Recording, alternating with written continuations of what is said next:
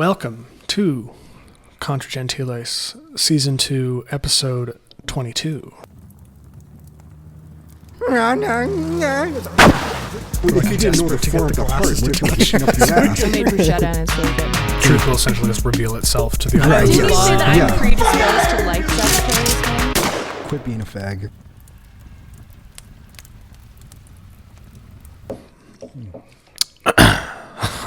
Okay, wine. Yeah. Desperate. Pick one. This one first? Yeah. Why? Do you think that one's going to be better? I don't know. Just because Smell 'em. it was closer to me. I'm going to smell them and I'm going to decide. I almost died. Okay. This one smells like a lot less. Okay. You want to use that one first? Yeah. Okay. There's like no nose. Weird. Okay, they're both Italian. We're having an Italian night, which I do think is funny based on the material we'll be covering in a minute. But here you go. Fucking hey, dude. There we go. Slam it. Why do you pour slightly more than me? You do that to annoy me. I don't notice. You were looking at my glass the whole time. I was not. I was looking at mine. Okay. All right, cheers.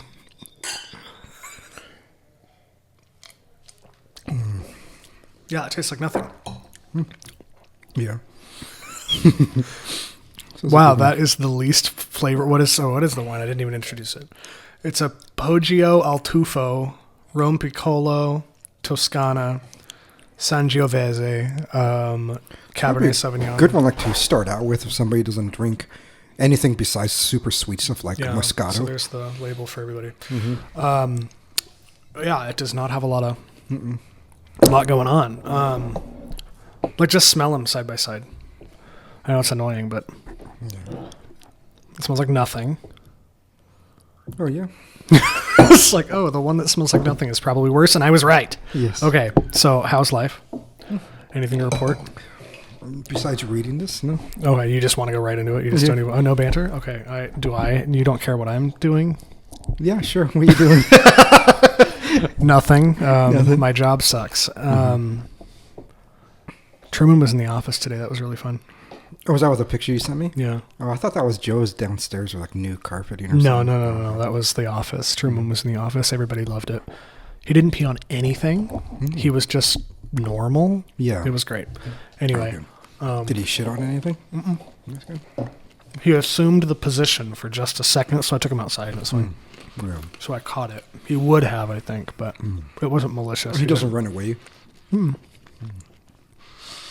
That must be nice. If he knows he's in trouble, he goes like on the floor. He goes like, eh. Yeah, he doesn't. Owning too many terriers is like my first instinct is if the door is open, he's gonna leave. He's really low key. Anyway, so we put up a poll. What was it? Tuesday? Yeah. And we provided a small group of works of philosophy, quote unquote, that from which our listeners could choose what we read, and they chose Madness and Civilization by Michel Foucault. Jeremy was not enthused by that. I feel like he would have enjoyed reading any of the other things, but more. Yeah. It's fine. It was just kind of like a recap and a re-traumatization of graduate school. So what's your history with the book? I have none. I mean, okay, yeah.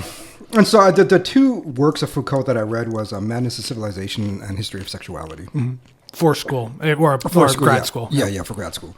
And and so my biggest issue with it is that it might be like minorly autistic, but I can't move on and take anything serious if the beginning is wrong. Right? And so Okay. And so that's what bothers me more than anything. And to really comprehend what Foucault is trying to do, there is a little bit of comprehension that I think people just need to understand, right? And so Foucault is not the only one. The Derrida did the same thing with deconstructionism. Nietzsche is kind of looked at as the father of this movement, but it's a philosophical. It's hard to even say movement because it's not even like phenomenology, but it is a mode of investigation. So it's a philosophical mode of investigation called historicism. And so historicism is the idea that first and foremost that you cannot separate historical, sociological, economical, and all these other things aspects of a certain like philosophical idea or truth claim or just truth in general out of it, right? That they're connected, and any kind of abstraction of some kind of desideratum or any kind of abstraction of an archetype or whatever is all oversimplification.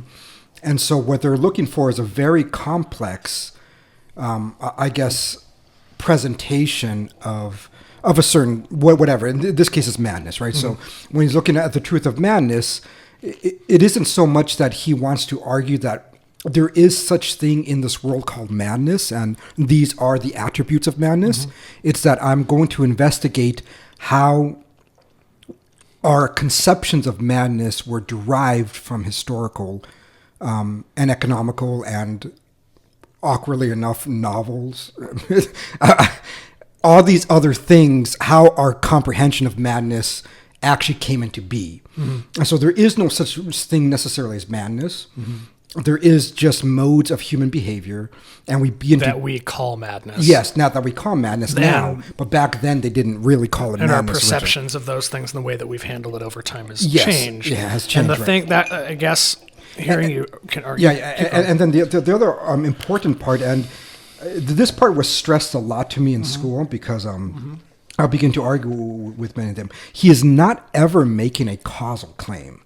Right, he's not saying that this religious belief caused this perception of madness. It's purely descriptive. It's purely descriptive. He's not making, because that was my problem with. I mean, last week's book, I said that with Knowles, I think his argument wasn't strong enough for me to glean from the book any strong thesis. Yes, this didn't have a thesis. It doesn't have a thesis. Right. Yes. Because I remember I was like halfway through it, and I'm like, "What are we?" Yeah, why am I reading this? That's really what it comes down. It's like, what the fuck? Because it's a very. If it's accurate, he tends to. I get a little bit of a Nietzschean vibe, and that some of the history is probably pulled out of his ass. Yes, like many postmodernists. I don't know that because I'm not myself a historian.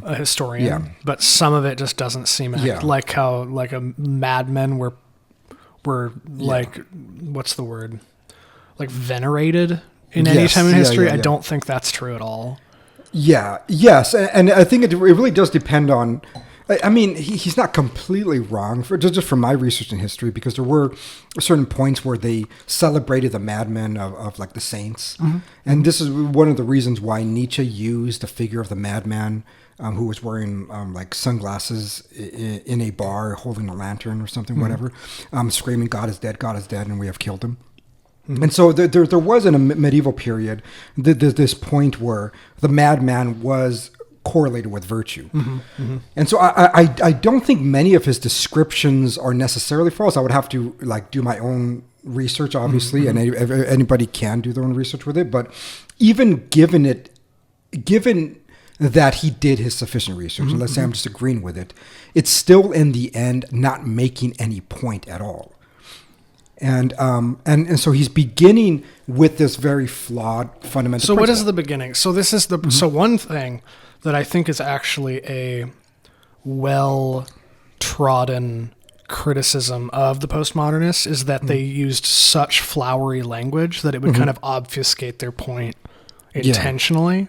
Because it sounds good. Yes. Like the rhythm of the writing is very good. The flow, the language they use is nice. Yeah. It's very pretty. But it was so pretty that it was kind of hard to comprehend. Right. Yes, Like yeah, it was so flowery that it was at the point where I had to read, like, where I'd have to hear a sentence a couple times Yes. to understand what he was trying to say, because every word is like he opens a thesaurus and in making one point he never refers to the same, because that's an important thing in like good metaphysics, is referring to the same thing using the same word so that the argument's strong. He never did that. No, he doesn't. Yeah. There are keywords that we can talk about later that I remember that were strongly imprinted on me having read it, that I will probably associate with it. But I didn't really understand what it was supposed to be about. Yes. And I think that's where my biggest gripe is. And the only way to really get anything from it is if you accept that beginning premise. If you accept the beginning premise that there is no universal principles, that there aren't any kind of truths you can derive from it that is objective and ontological beyond the framework of kind of its contingencies, but that it only exists in its contingencies. And so, once you get there, and maybe this is a good point, because I think many times we just, especially me, I just excuse it because it irritates me so much that I don't go in depth into what relativism is. And so, like, if the audience knows, it's fine, but if not, I think it's important to kind of comprehend it, because when somebody is an epistemic relativist, they're not claiming that it is simply relative to nothing.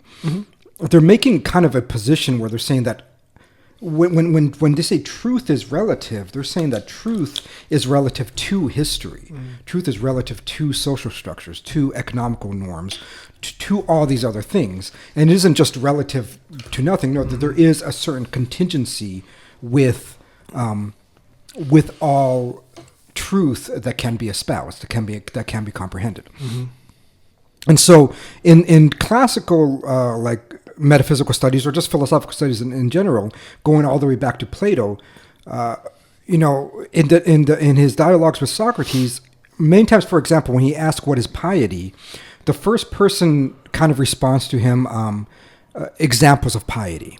And then so, it's like when I do this and when I do that. And then Socrates correctly says, I'm not asking you for examples of piety. I want to know what is making those actions pious. What is piety itself? What Foucault and the postmoderns say is that there is no piety itself. There are only those examples of piety. And once you kind of comprehend that, you could comprehend what he's trying to do here and why the historical context is so important. So there is no madness. There is only these human behaviors in which now in his time anyways, but in his time, the psychologists are calling mad, but there is no madness. There's just behavior. There's melancholy, and melancholy has these certain behaviors, but it doesn't really exist outside of the melancholia. It doesn't exist outside of the way we have constructed it to be. So there is no melancholy. There is no madness. There's none of these. There's just the examples of it. And so this goes directly against, like, virtually, definitely all of the ancient philosophers as well. I shouldn't say all of them, because like the pre-Socratics is more in line with like Heraclitean idea. But basically from Plato on through, even through some of the early modernists, because someone like, Descartes and David Hume, they all still believed at least you can get to a truth objectively, and these things we could begin to comprehend. What the postmodernists and specifically Foucault is saying is that no, there is nothing to comprehend. Any kind of abstraction is an oversimplification of the reality as is. And so when you take madness and then you put a definition of madness, and madness is A, B, and C, or D, he would say that's oversimplification. That's nonsense. That doesn't exist. Yeah. So you have to go into this like long explanation of its historical happenings. And because it's the only way to understand. It's the only way to understand. Is historical context. Yes. I'm trying to.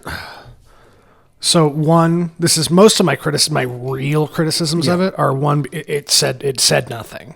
Like there was no thesis. Yeah. But that's the reason why there's no thesis, yeah. Yeah, why there is no thesis is because there is no thesis to be made. Yeah. Yeah, it's just a description of historical events and relationships of people and stuff, and, which could be interesting if a thesis was derived from it. Yeah. There were moments, or what I was going to say is that the language is flowery enough that it's almost impossible to quote because it's like memorizing poetry. There's no like blank is blank, it's very... Well, there's no aha moment either. Because no. There were they're just there were little glimmers of things that could have been. Yes, yeah. Like when he describes the way in which, and again, I don't even know how to word it correctly because I don't remember exactly how he said it. Yeah. Because it was so... And because you're rational. No, yes, but if he had said it in less of a... I think that's a big part of it, but also because you're rational, you read something like that and then... you make an inference. And this is what every rational person does, is that they read something and say, oh, this is what he's saying. And he's like, no, you have to take it. That's not what he's saying. What he's saying is very concrete to the text. If he says something like, the way that the modernists, because he goes against a lot of the modern ideas, the way modernists describe melancholia is this. He's not saying that melancholia is that. He is saying that this is the way they describe it. That was the other thing is I couldn't tell. It was hard. It was hard to know when he would shift from describing historical facts and events to describing them, like or extrapolating from them. Because we want to. I'm waiting. But there was a interesting point that he made where. And it wasn't even really a point. I could infer, I could use it to make a point, that the treatment of what we now call mental illness, what was called madness, what was called insanity, whatever, whatever word you use for people whose brains chronically don't work right. Yeah. To a crippling degree.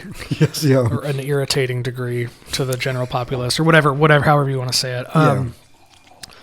He did say something about how the treatment went from requiring truth to not anymore. Yes. That was good. Yes. I think that it was just, I think because it's true and if at least his descriptions are accurate, you have to say that.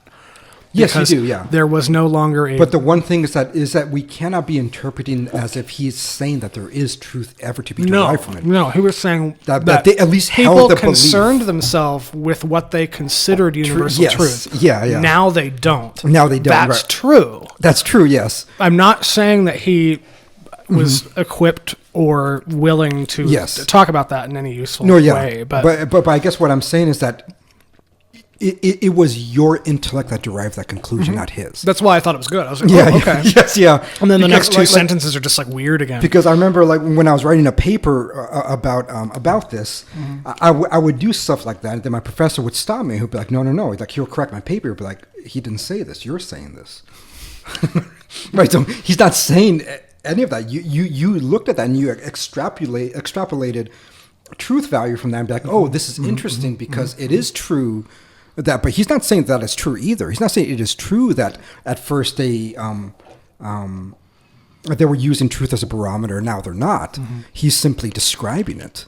So he's not even making any truth claim. There is no truth value to be made in any of his propositions. The only truth claim that he's making is that it happened. Yeah, if that. Yeah.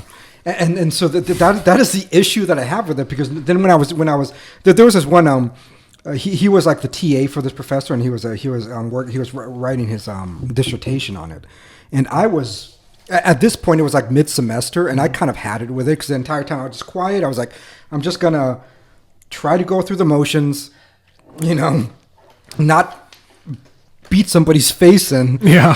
and so it got to the point that that he was describing this, and so I just kind of blurted out. I just said, well, so if these things are contingent upon historical realities, are your understanding of Foucault's writing also contingent on your historical realities? And then he was like, well, yes.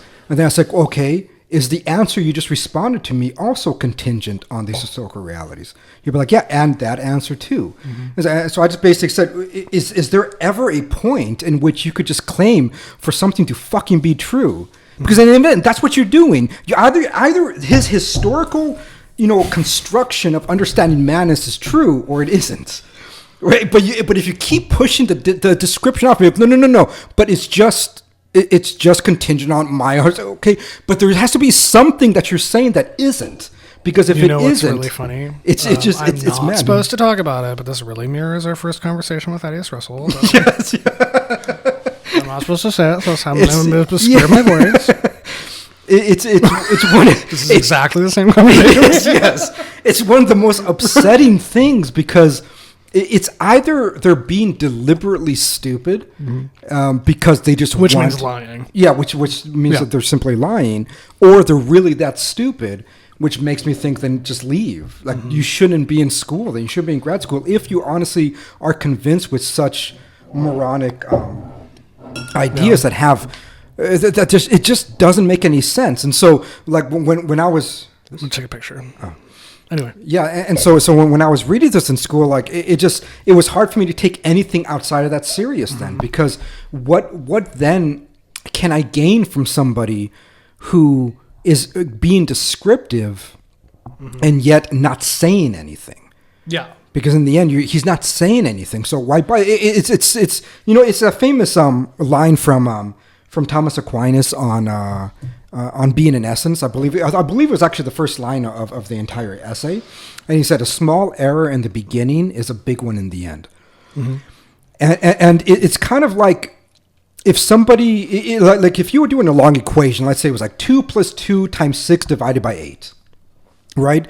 And then you did the first part, 2 + 2 equaling 7, and then you acknowledge, oh shit, I just did that wrong. You normally would then be like, I'm going to correct that, right? Yes. Before I move on.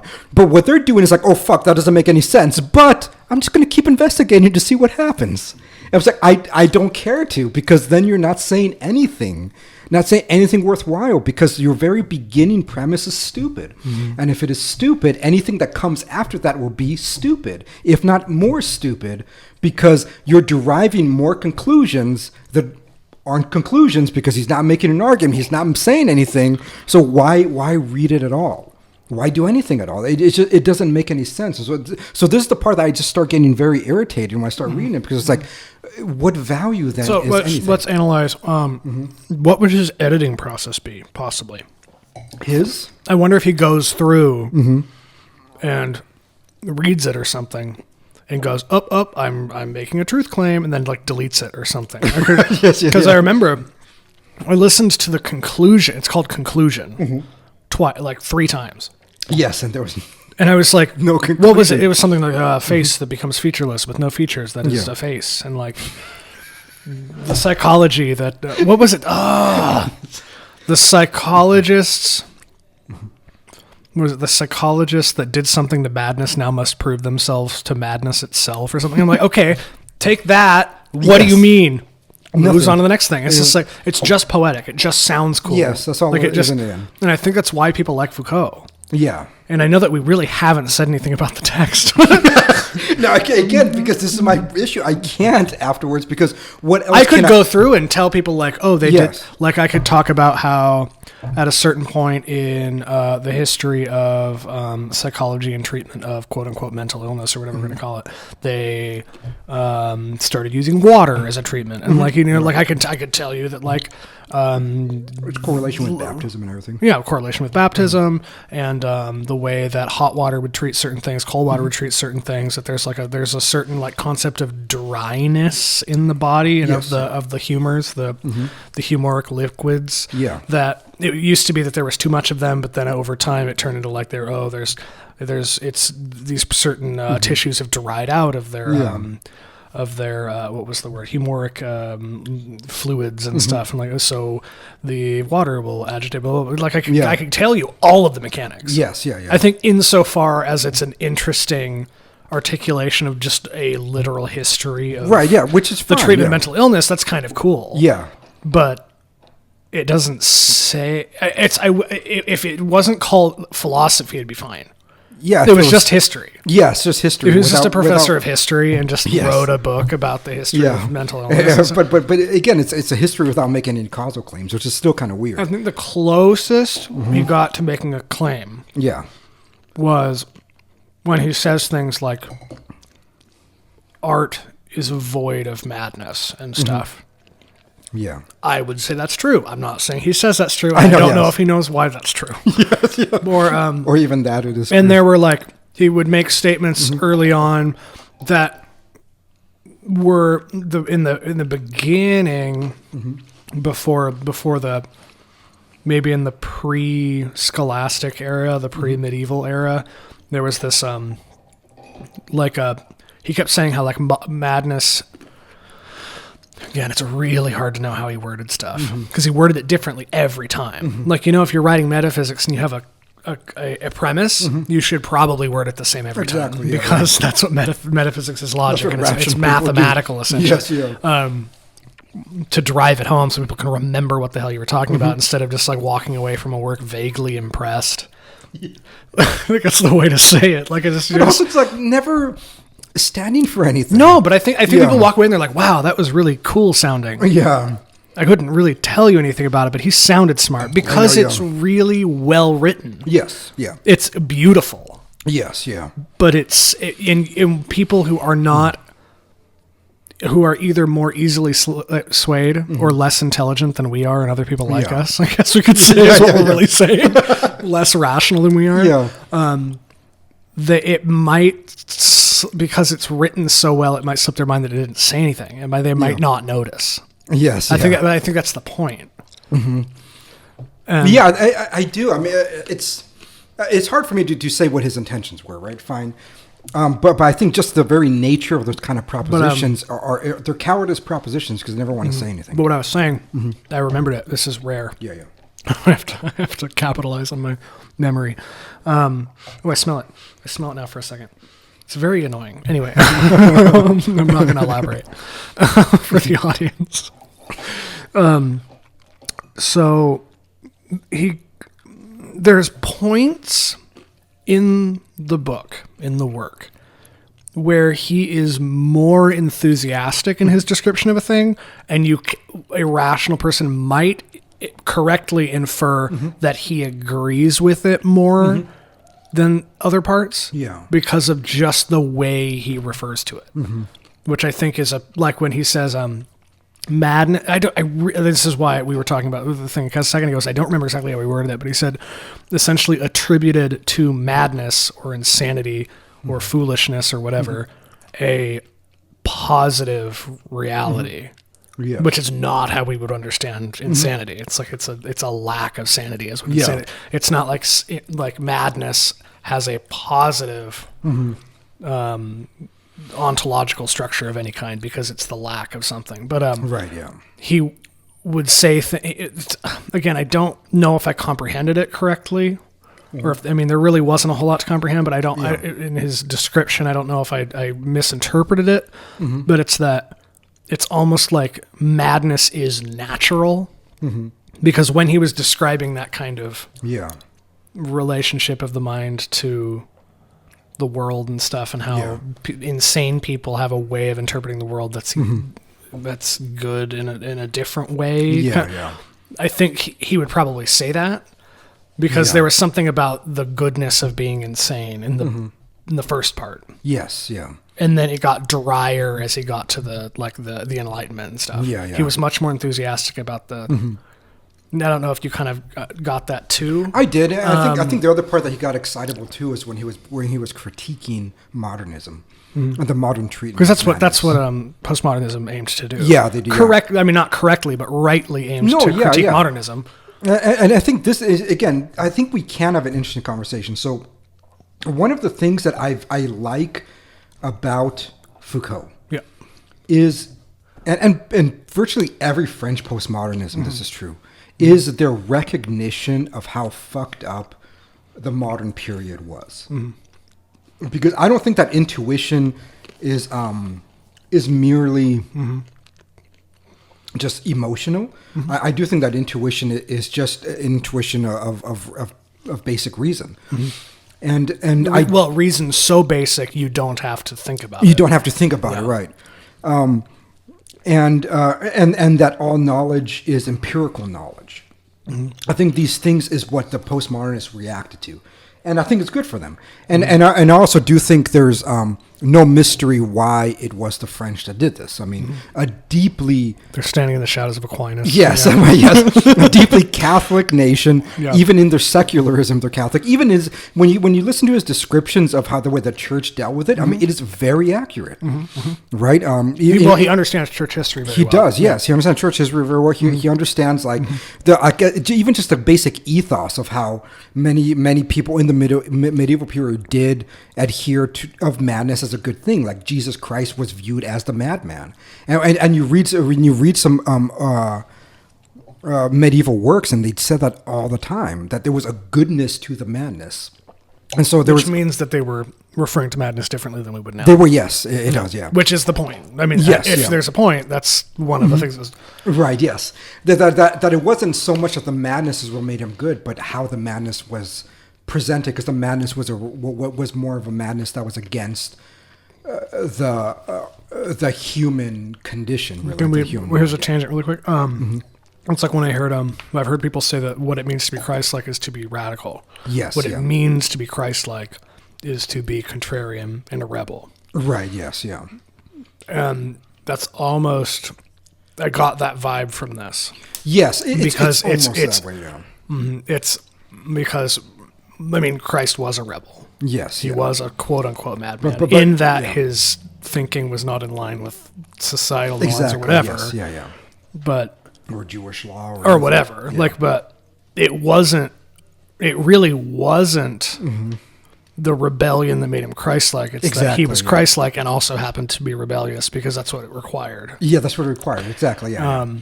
And I think the medievals understood that. So that's what I mean. It wasn't that the madness itself was virtuous, but it was that being fully human, being fully man, is in the context of fallen madness, because it doesn't really make any.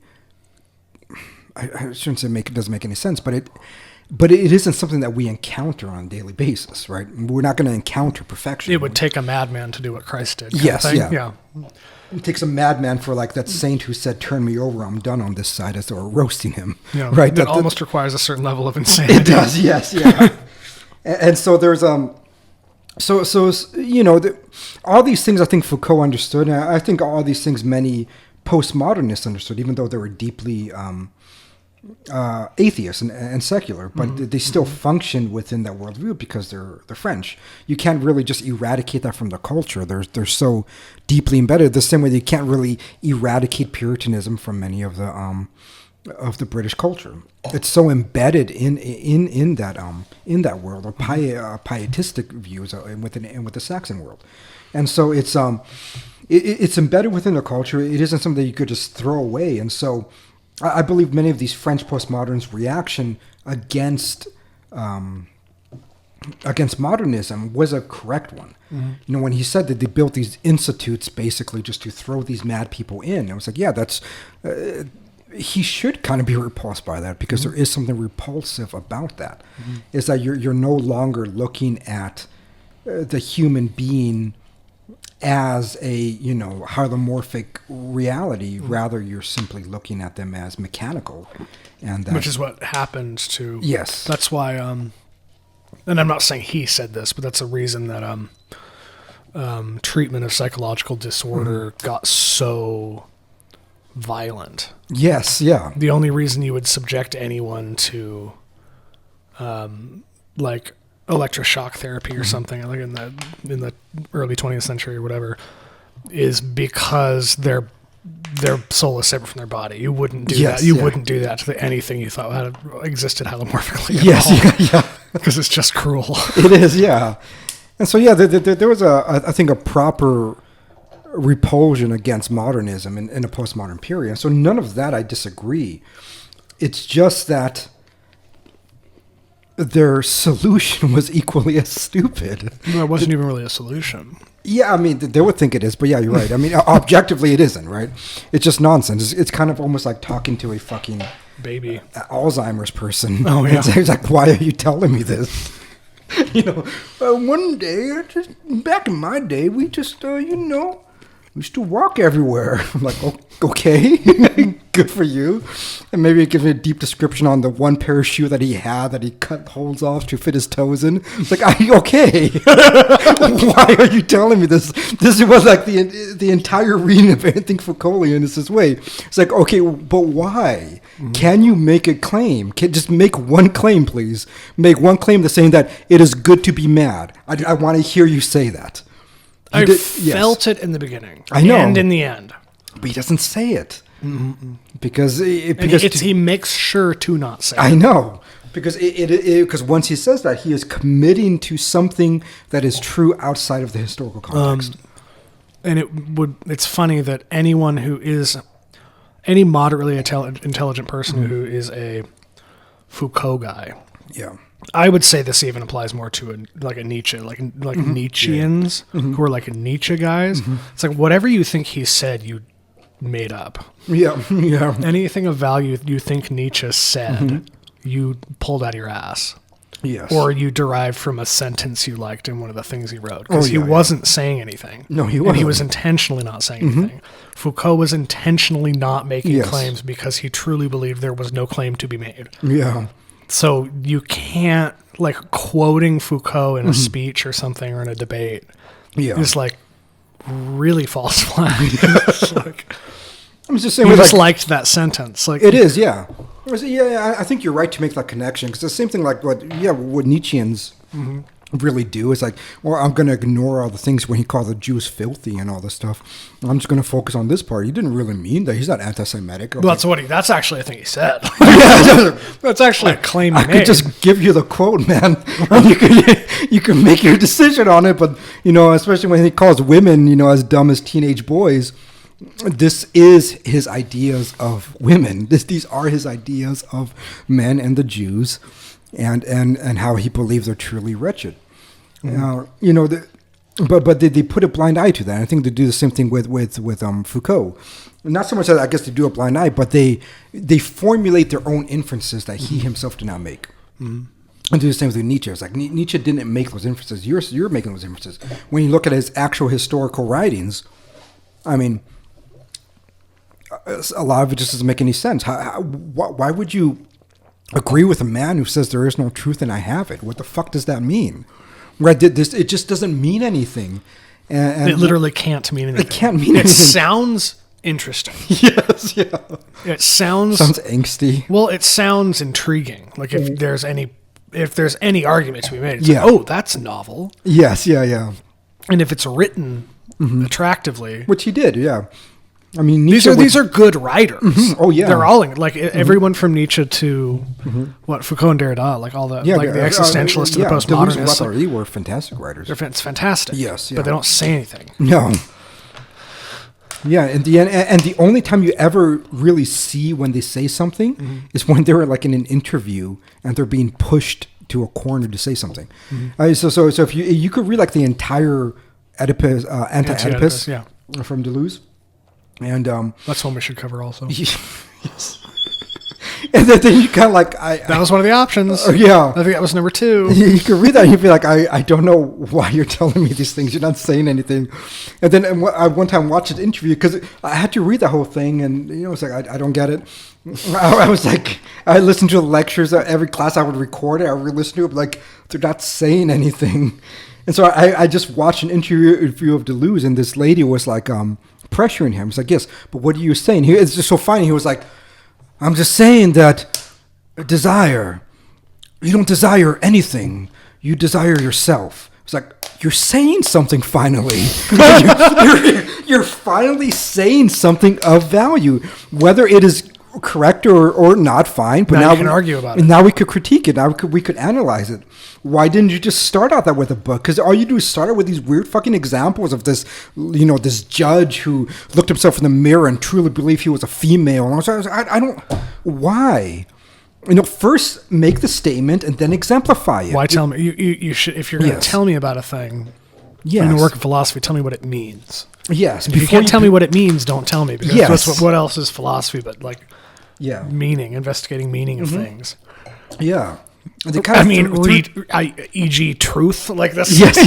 Like, He threw everything out the window. It was like the basic structures of writing is that even like in what is that? When you take vocabulary classes as a kid, or you go to a spelling bee, you first say how it is spelled. You give the definition, and then you use it in an example.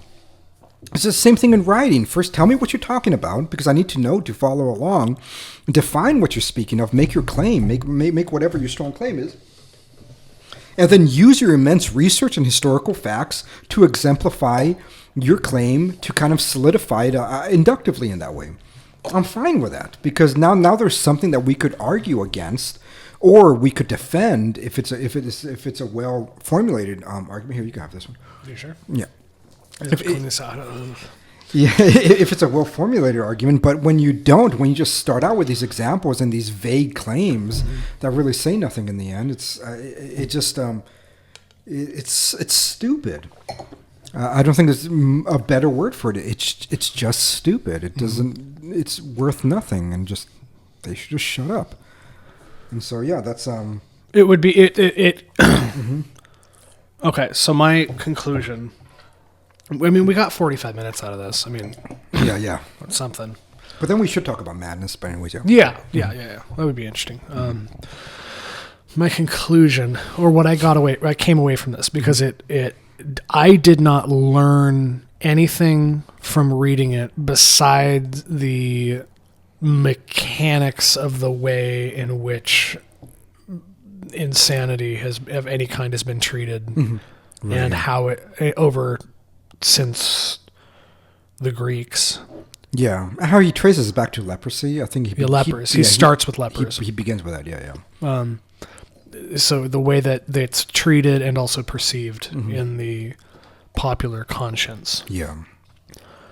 Which is interesting, but I there's nothing else to be learned, and there's nothing else to be said of it. Any point you think he made, you made, you inferred from his descriptions of history. Right. Yeah. And so the things I really came away from it with were, one, Foucault people make less sense to me now. Yes. I think they're more insane than I thought they were, because I'd understood the ideas of like the way in which he contributed to relativism and stuff. We're not even going to finish this one, are we? Oh, I didn't know if there was any more left. I'm not going to drink that. Okay, so really quickly, Poggio Altufo was really boring. Yeah, it was. Yeah. Okay. The second wine is Villa Antinori. It's another Toscana, 2018. Way different. I know. Is it better? Yeah. Yeah. So this is a 2018. They're both. I just got some Italian stuff. Anyway. I mean, this wouldn't be that bad if you had something so flavorful that you just needed something a little more muted to complement it. I never want muted. I don't think that would be that bad. I mean, it wasn't horrible. It wasn't like that horrible sweat wine we had from Spain. Yes, yeah, that's what I mean. It didn't taste bad. I'll have to figure out which one that was. But if you were going to drink it, you should couple it with something so flavorful that you just want a hint of extra flavor rather than or something. Water, yeah, you just want the sensation of drinking wine to complement it, because it doesn't matter. Yes, yeah. It's fine. Okay. Like a burger. Like a burger or something with like a really Cambozola good cheese or something. Yeah. Yeah. Oh, yeah. Oh, fuck Yeah. yeah. Like a really good calzone. Yeah. Oh, yeah. Oh, fuck yeah. See, that would be good with that. Yeah. It would work. Yes. Wouldn't say it would be good. Yeah. Because it's not. Yes. Obviously, that would be better, but it would be complementary. I wouldn't be as sad about it. Yes. Okay. Yeah. So, one, Foucault people make less sense to me. Yeah. But I also see much more clearly what Foucault people think Foucault did. I could have an argument with a Foucault guy better than I could have before reading it, which I think is the point of reading something like that. You're going to disagree with, is to just understand the opposition better. Yeah. I could articulate what a Is there alarm over there? Yeah, that's going to be done soon. Oh, no, I was just curious. Yeah, I didn't yeah. know if it was like my interference or something. I am better prepared to argue with people who like Foucault Yeah. or attribute their ideas to Foucault, Mm-hmm.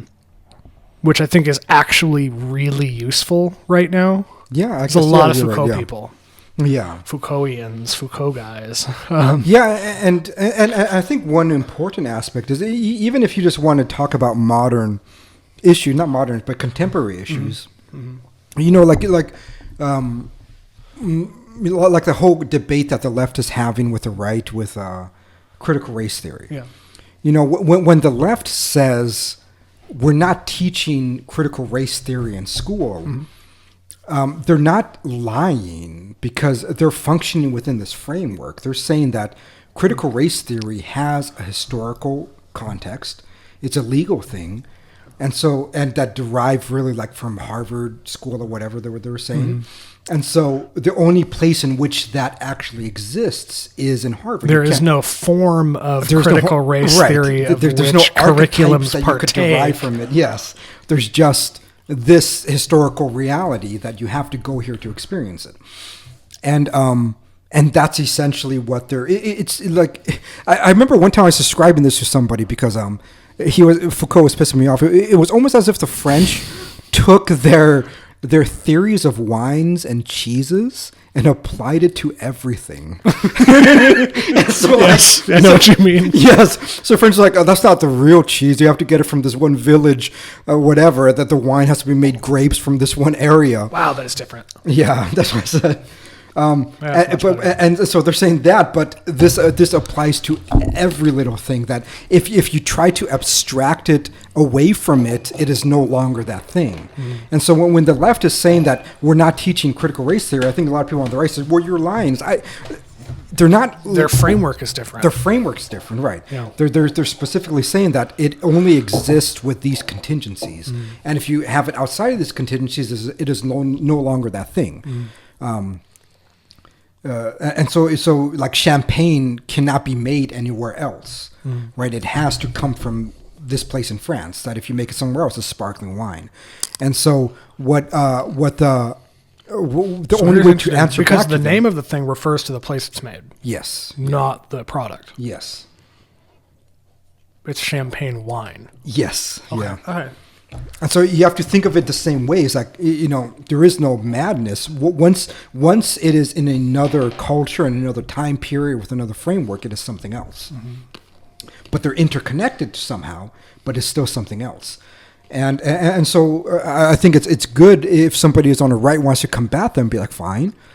If you want to call it something else, just call it something else. It doesn't really matter because in the end of the day, we're talking about concepts. We're not talking about this school of thought that only exists in this one university from this one time period. We're talking about a school of thought, or at least conclusions derived from that school of thought that now we could discuss. I think, and this might be a leap, the American quote-unquote right, quote-unquote conservatives, quote-unquote Republicans, those really don't mean anything anymore because they're so diverse. Yeah. But when I was talking... Sorry, it's really distracting me for some reason because it goes like da-da-da-da-da-da because of the way that the I think they monitors went were. in and out. That's so funny. It's been going on for minutes. I know. When I was telling you that they used to send us to those little after-school programs where you had to memorize Bible verses, it's very mantra-based. I feel like the American right is very, very mantra-centric, like the right to life thing. Yes, yeah. You're supposed to say that and know everything that it means. Yes. When people say critical race theory, it's like a mantra. Like a Yes. mantra for evil or something. Like you're supposed to just hear the phrase and revile Yes, yeah. it, be repulsed. So I don't think that the right is equipped to articulate the ideas of critical race theory beyond any platitudes that they've heard before. Well, I agree, yeah. Because that's just how the framework functions. Like it's very like bumper sticker slogan. Yes, yeah. And people criticize that, and I don't think it's because it was intentionally reduced for stupid people. I think it's because it's derived from a very mantra-centric theology. Yeah. You mean the rights theology? Yeah. Yes. Yeah. I think I would agree. And I also do think it's because of the propensity of whatever the right is right now. Mm-hmm. That I think which is almost nothing. I know, yeah. But I do think one of the things that does unify them is that they do, at least now, kind of adhere to a more universalistic or univocal idea of any truth statement Or goodness. Yes, or, and so they do want to apply to a univocal state, which I would agree with. But the issue is that if you really want to discuss with somebody with a completely different ideology, you kind of have to at least understand what they're saying. And many times when I start listening to people like in the Daily Wire and everything, and the part that begins to irritate me is because it's like you're not necessarily wrong in your conclusion, but your argument is kind of just deafening to the opposite side because you haven't addressed the main central problem. No, you're just making noise. Yes. That might mean something to people who've memorized your mantras. Yes, yeah. But they don't mean anything. But they don't mean anything, right? Yes. With critical race theory, like people don't. No, that doesn't mean anything. Yes. It's interesting. So I have to remember. I'm going to try to construct a description of this or an argument or something. So what is it necessary to believe about human nature that one can just read the Bible and understand it? And not require any commentary and just have like everyone experiences their own divine revelation of what Scripture means. Like it would require that, or it would necessitate a man having some kind of reason unto himself, right, bestowed upon him by like everybody can just understand everything said to them. They can just extrapolate all of the complex references made.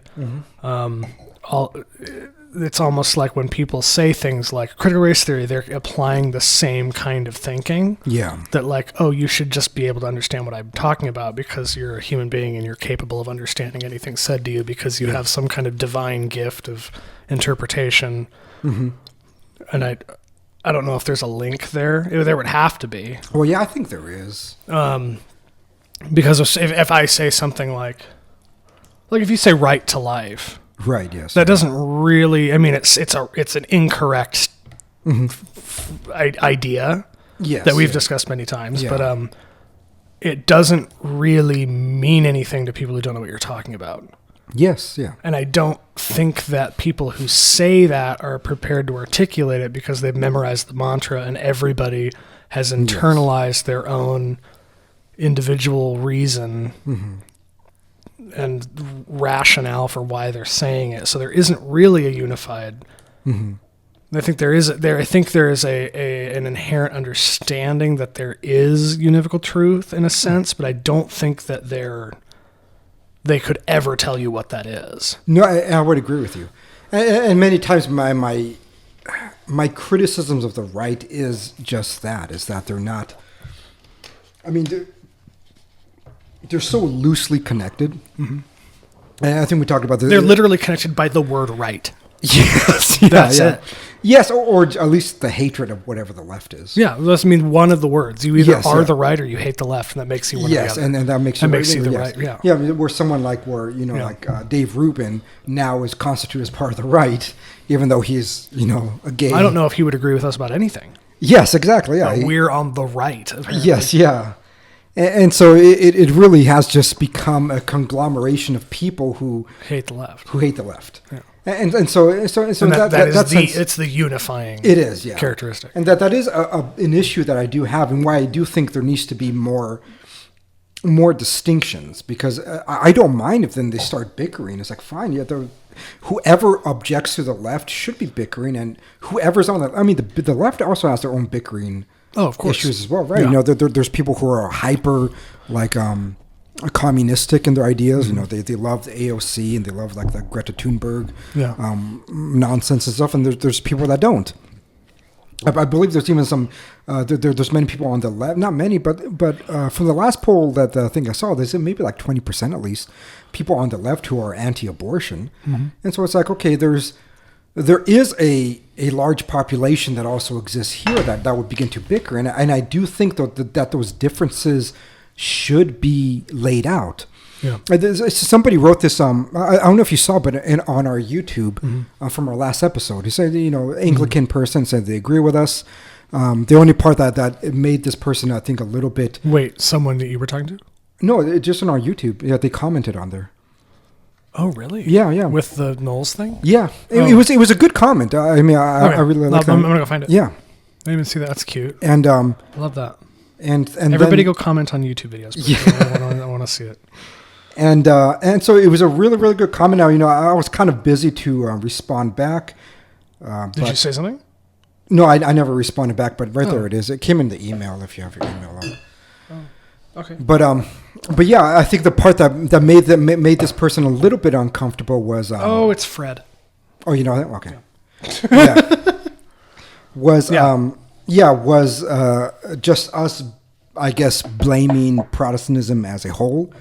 And I think, I mean, to view it as just us blaming something is kind of, I think, a little bit, you know, a little bit of an oversimplification. I think that there's just modes in which Protestants function that we see how the contemporary world exists because of it. Mm-hmm. It is like, you know, when you have a group of people to say that we believe that the Bible is, you know, truth univocally, and yet I don't like what is given to me, so I'm going to start taking things away in order to conform to my belief. That is already actively engaging in censorship. That's already actively engaging in rewriting history. That's engaging in everything. I mean, you're talking about a book that was put together by a bunch of, you know, cardinals in what is that? I can't remember the word.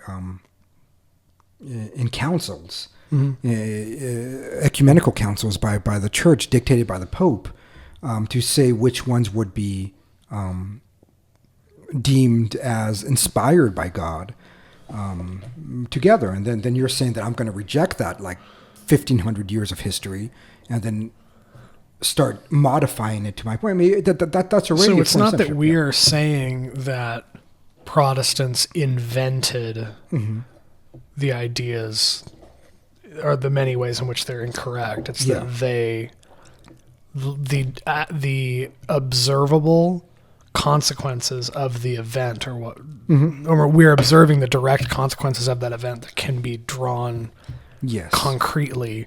Like lines can be drawn from what's happening now to them. Yes. Not saying that Protestants invented dualism. Right, yes. That's not what's being said. No. But you can blame Protestants for many ways in which the modern world is practically insane now. Yes, because it's there is a line to be drawn. It was derived from their actions. Yeah. You know, the things that they have done, they've normalized. They normalized the idea of let's eradicate certain books and rewrite history. Let's say that, you know, we're going to rewrite history on why we celebrate Christmas on the 25th of December to correlate with some kind of pagan god. It's like, you know, these are rewritings of history, and then they spread this, and then they gain influence and power. I mean, none of it is true, but also none of it was held as true, at least for the majority of the Christian world. I think it was only like the first 100 or 200 years in which they didn't celebrate Christmas, and then after that they started celebrating. So it's just a facet of their mode of behavior, their thinking, their beliefs that influence the Western world. And I don't think that can be understated. I think it's the same thing with postmodernism in general, is that there's I think it is undeniable to say that there is a split that happened with the Protestant Revolt between the old world and the new world. It would be ridiculous to not say right. that. There's and a we reason live in why, the new world. Yes. And here's how the new world is Yes. manifested in contrast to the old that world. humanism would not be possible without Protestantism. The Age of Enlightenment would not be possible without Protestantism. These are products of Protestant thinking. And we're not conflating the ideas with Protestantism. It's just Yes. a way to refer to them as a system of belief Yeah. that exists concretely. Yes. It's not like, it's not that the Protestants are their own locus of truth from which Protestant ideas sprang. They just happen to be the ones who took it to fruition. Yes. Yeah. And because it existed before the them with point from which Albigensians. yeah, much earlier. Yes, it did. Yeah. No. But they made it mainstream. They broke the one thing that the Albigensians were unable to do was make their beliefs mainstream. The Protestants didn't. They broke away, and from breaking away, they convinced.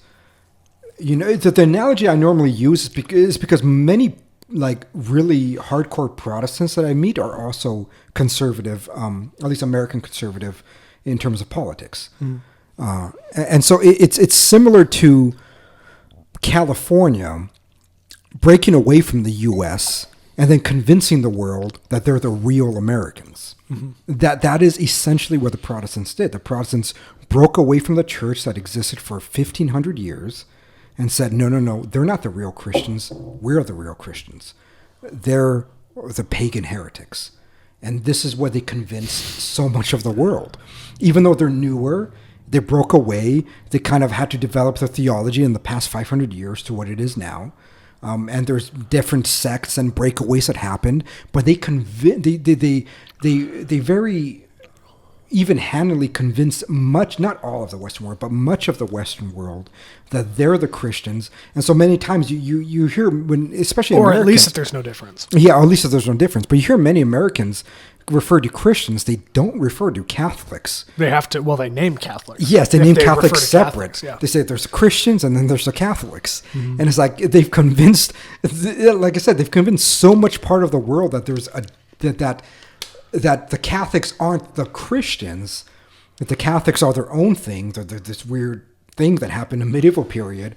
And then there's the Christians that came much later, but that are actually a derivation of Christ. I mean, it's so insane, really. I mean, just historically speaking, it's crazy. And factually speaking, that it's obviously not the case. I mean, if you were to read anything from the year 500, when they're talking about the Christians, they're talking about the Catholics. Yeah. You read anything before Luther, when they say Christians, talk about Catholics. And then even after Luther, they will call them Lutherans, or they'll call them Zwinglians, or they'll call them, what did they call the... Are there still Zwinglians? I think they turn into the Anabaptists, which turn in the U.S., I think turn into the Amish. I can't fully remember the history, but yeah, there's something really connected with them. But yeah, there's these weird different names, and they call them the Puritans, blah blah blah. That even in the early stages of Protestantism, they weren't just understood as the Christians; they were understood as their own sects, or the Protestant term is denominations of the Christian faith.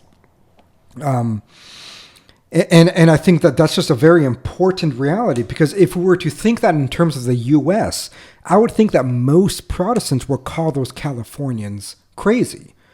If California became its own nation and they said, no, we're the United States, and those other people that you see that we used to call the United States, we're just going to call them the Texans, because they're all just Texans. Right, but we're Americans, and so then all these Californians are walking around and be like, we're American, we're Americans. They're the Texans. You come from Alaska, yeah, but you're a Texan, right? Because you adhere to these weird principles. Normally, what happens is they break off and don't want to be referred to the name of the the body from which they split. because they don't like them. Yes. But they made up the history that they're reforming the church. So we call them they call it the Protestant Reformation. Reforming something, it means that you work within the system to I do call it change the it. revolt now, but Yes, but it's the revolt. It's a Protestant revolution. Yeah. They made their own thing, you know. well, saying revolution is a good idea because revolution implies Or just fundamental change. Yes, yeah. It's the Russian Revolution. It wasn't the Russian Reformation. It wasn't. Yes, exactly. It wasn't yes, the yeah. Chinese Reformation. Yes, it wasn't the Japanese Reformation. They call it the Japanese Reformation. Do they really? Yeah, but there was there's the Revolution and the Reformation. Oh, okay, yeah. People refer to the Japanese Reformation. It's like no. yes. They went from a feudal state with samurai to an Yes. imperial parliamentary government. Yes, yeah. It's not a there's nothing reforming there. Like the Mad Men Studios is not Stewart's Reformation, right? It is a complete break. Yeah. And a revolt against them. Your brand. Yes. It's a revolt. It is. It's revolting to offer similar things, but we offered many different things. But anyways, but to offer similar things against them. Yeah. That is what the Protestants did. They didn't reform the church. Should have just named it Stewart's. We're the real Stewart's photo. Sure, it existed there before, and the Stewarts were actually alive, but we're the real ones. No, but that is how absurd the entire Protestant revolt is that it isn't, they're not Christian. Like, I know it's probably going to piss people off, but they're not. They're their own thing.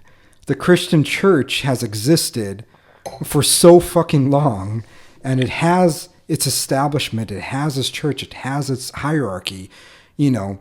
It is both spiritual and physical because everything within the church is hieromorphic. That you can't just have a spiritual church, which means like a body of Christians or bodies of believers. It is both the bodies of believers and St. Peter's Basilica. There are these things. And This is your earliest Protestant versus Catholic rant of any episode we've ever recorded. really? For an hour, 5 minutes. So we need to reconvene. This is normally what Spitter. I'm not trying to make it anti-Protestant. Yeah, it is anti-Protestant. But it's just a reality. I'm doing the Foucaultian here. It's just the reality. Yes, this is a historical reality. Whether you agree with the Protestant revolt or not is fine. You could agree with them and also agree with what I am saying. So you could say, yes, the church was too corrupt. Be proud of it. Yes, and be proud of it. The church was corrupt. There was too much sex. There was too much scandal. There was too much bestiality. There was too much of all these things and selling of indulgences and gold and riches that they needed to revolt to become more unified with what was in the really early parts of the church. Fine. Say that, but don't say that you just reformed something. You didn't reform something. You broke away. You didn't have an ecumenical council in which all these, bishops from every part of the world came together to hear you out. I mean, Martin Luther could have done that. Martin Luther could have started such a ruckus where it caused an ecumenical council for the bishops, the Bishop of Rome, as well as the Byzantine bishop, as well as all these other bishops to come together and discuss the corruptions that happened in the church. And that would have been a reformation. That would have been Martin Luther being a fucking saint and reforming the church into something good. Saint Martin Luther. Yes, that is not what he did. He said, fuck you, I'm starting my own thing. I'm Lutheran. What these people are doing what I'm doing. We're not going to be one with you anymore. That's different. Just historically speaking, you could agree with him all you want, but historically speaking, you cannot say that. That is a weird impulse that Catholics and Protestants all have to get along. There is a weird impulse. I don't know why. They still don't in Ireland. Yeah, I know. It's like, just keep the fight going. It's like we're not the same. If somebody has to win. Like, I know. Yes. Well, I mean, the Catholic Church will win, obviously. I know. But I'm just saying, like, somebody has to win eventually. You can't just like stop and coexist. That's what it is now. Now they have like non-denominational meetups. It's like, why? What do they call those? Multi-faith. Yeah. Where there's like a Jew, like a Hasidic Jew, a Muslim guy, a Catholic priest, like a Lutheran guy in the shirt. There's like a Methodist guy. Yeah. And the evangelical probably. There's like a Just in a suit because, they don't have anything or special. an evangelical with like long, like dreads or something. Yes. Shows up in a Was tie that guy who shirt. was like Justin Bieber's minister? who was like fucking women. Perfect. It's like you saw him. If anybody was surprised by that, yeah, you're stupid. I'm sorry. It was like, look at him. I mean, he was obviously using his influence to His dreadlocks. He was using his dreadlocks. Yes. We'll refrain from making fun of dreadlocks. Be diplomatic. I know you were raised, mostly you were raised Protestant and everything. I've actually never heard your take on like, what is that? Evangelicals. Like, what do you? So define an evangelical, because that doesn't mean anything to me. I think there's an actual like evangelical conference they have now. Okay, let me look it up then. Yeah. Because when I hear that, I'm like, I think it's called okay. like Foursquare. Is that? Am I saying it right? I have Eight no Square. idea. Evangelical Christian. Yeah. Like a big proponent of that is like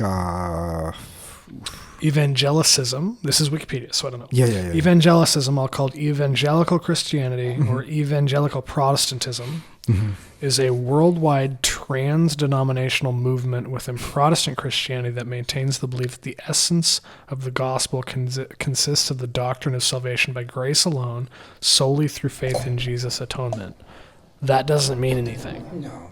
That's true. Yeah. Evangelicals believe in this. Well, not really.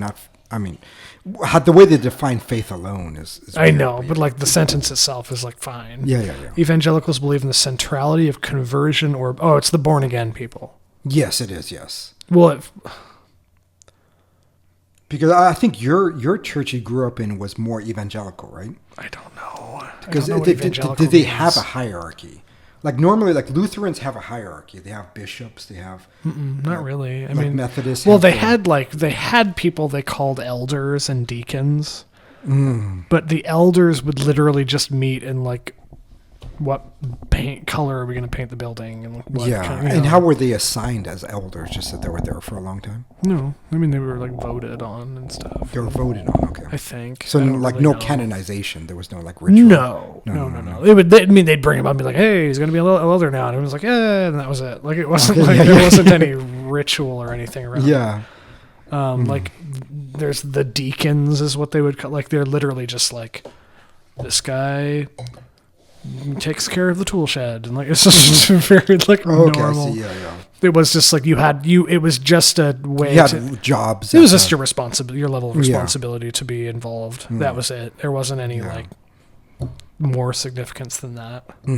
Okay. Like if you were an elder, it's like you're partially responsible for the success of the church or whatever, Yeah. like the health of it and stuff. Like you're going to be somebody people might go to or something. Like I don't know. Yeah. I mean, So it being there a while was obviously a factor because it displayed a commitment. But did it have a body. connection to a hierarchy, or were they just loose? Were they just their own thing? What do you mean? Did they answer to each other? No, did they answer to any kind of hierarchy? What do you mean? Is that not what each other means? And so like there's no, I don't want to. I mean, the Catholic Church is like the ultimate example of hierarchy. But, but just like in other Protestant sects, there's denominations that keep using sects, but sects relates to Catholics. So the Protestant denominations, there's if you look at Lutheranism, I believe, have their own bishops, and then from their bishops they canonize like the priests. Oh no, nothing like that. So most. I mean, it was pretty casual. Yeah, it was. They're just people that have been around a while who like would take on responsibility for like the literal maintenance of the church and stuff, the building. And this is, I'm sorry to kind of question you on this, but it's something that I've always kind of found a bit interesting about Protestants, because it seems like, and correct me if I'm wrong, when you have a pastor at a Protestant church, like what constitutes him as a pastor? He talks. He's the one who gives. Yeah, but how did he get that position? Like, is there... He's vetted and stuff. He's like So is there like a... You know how schools have their own...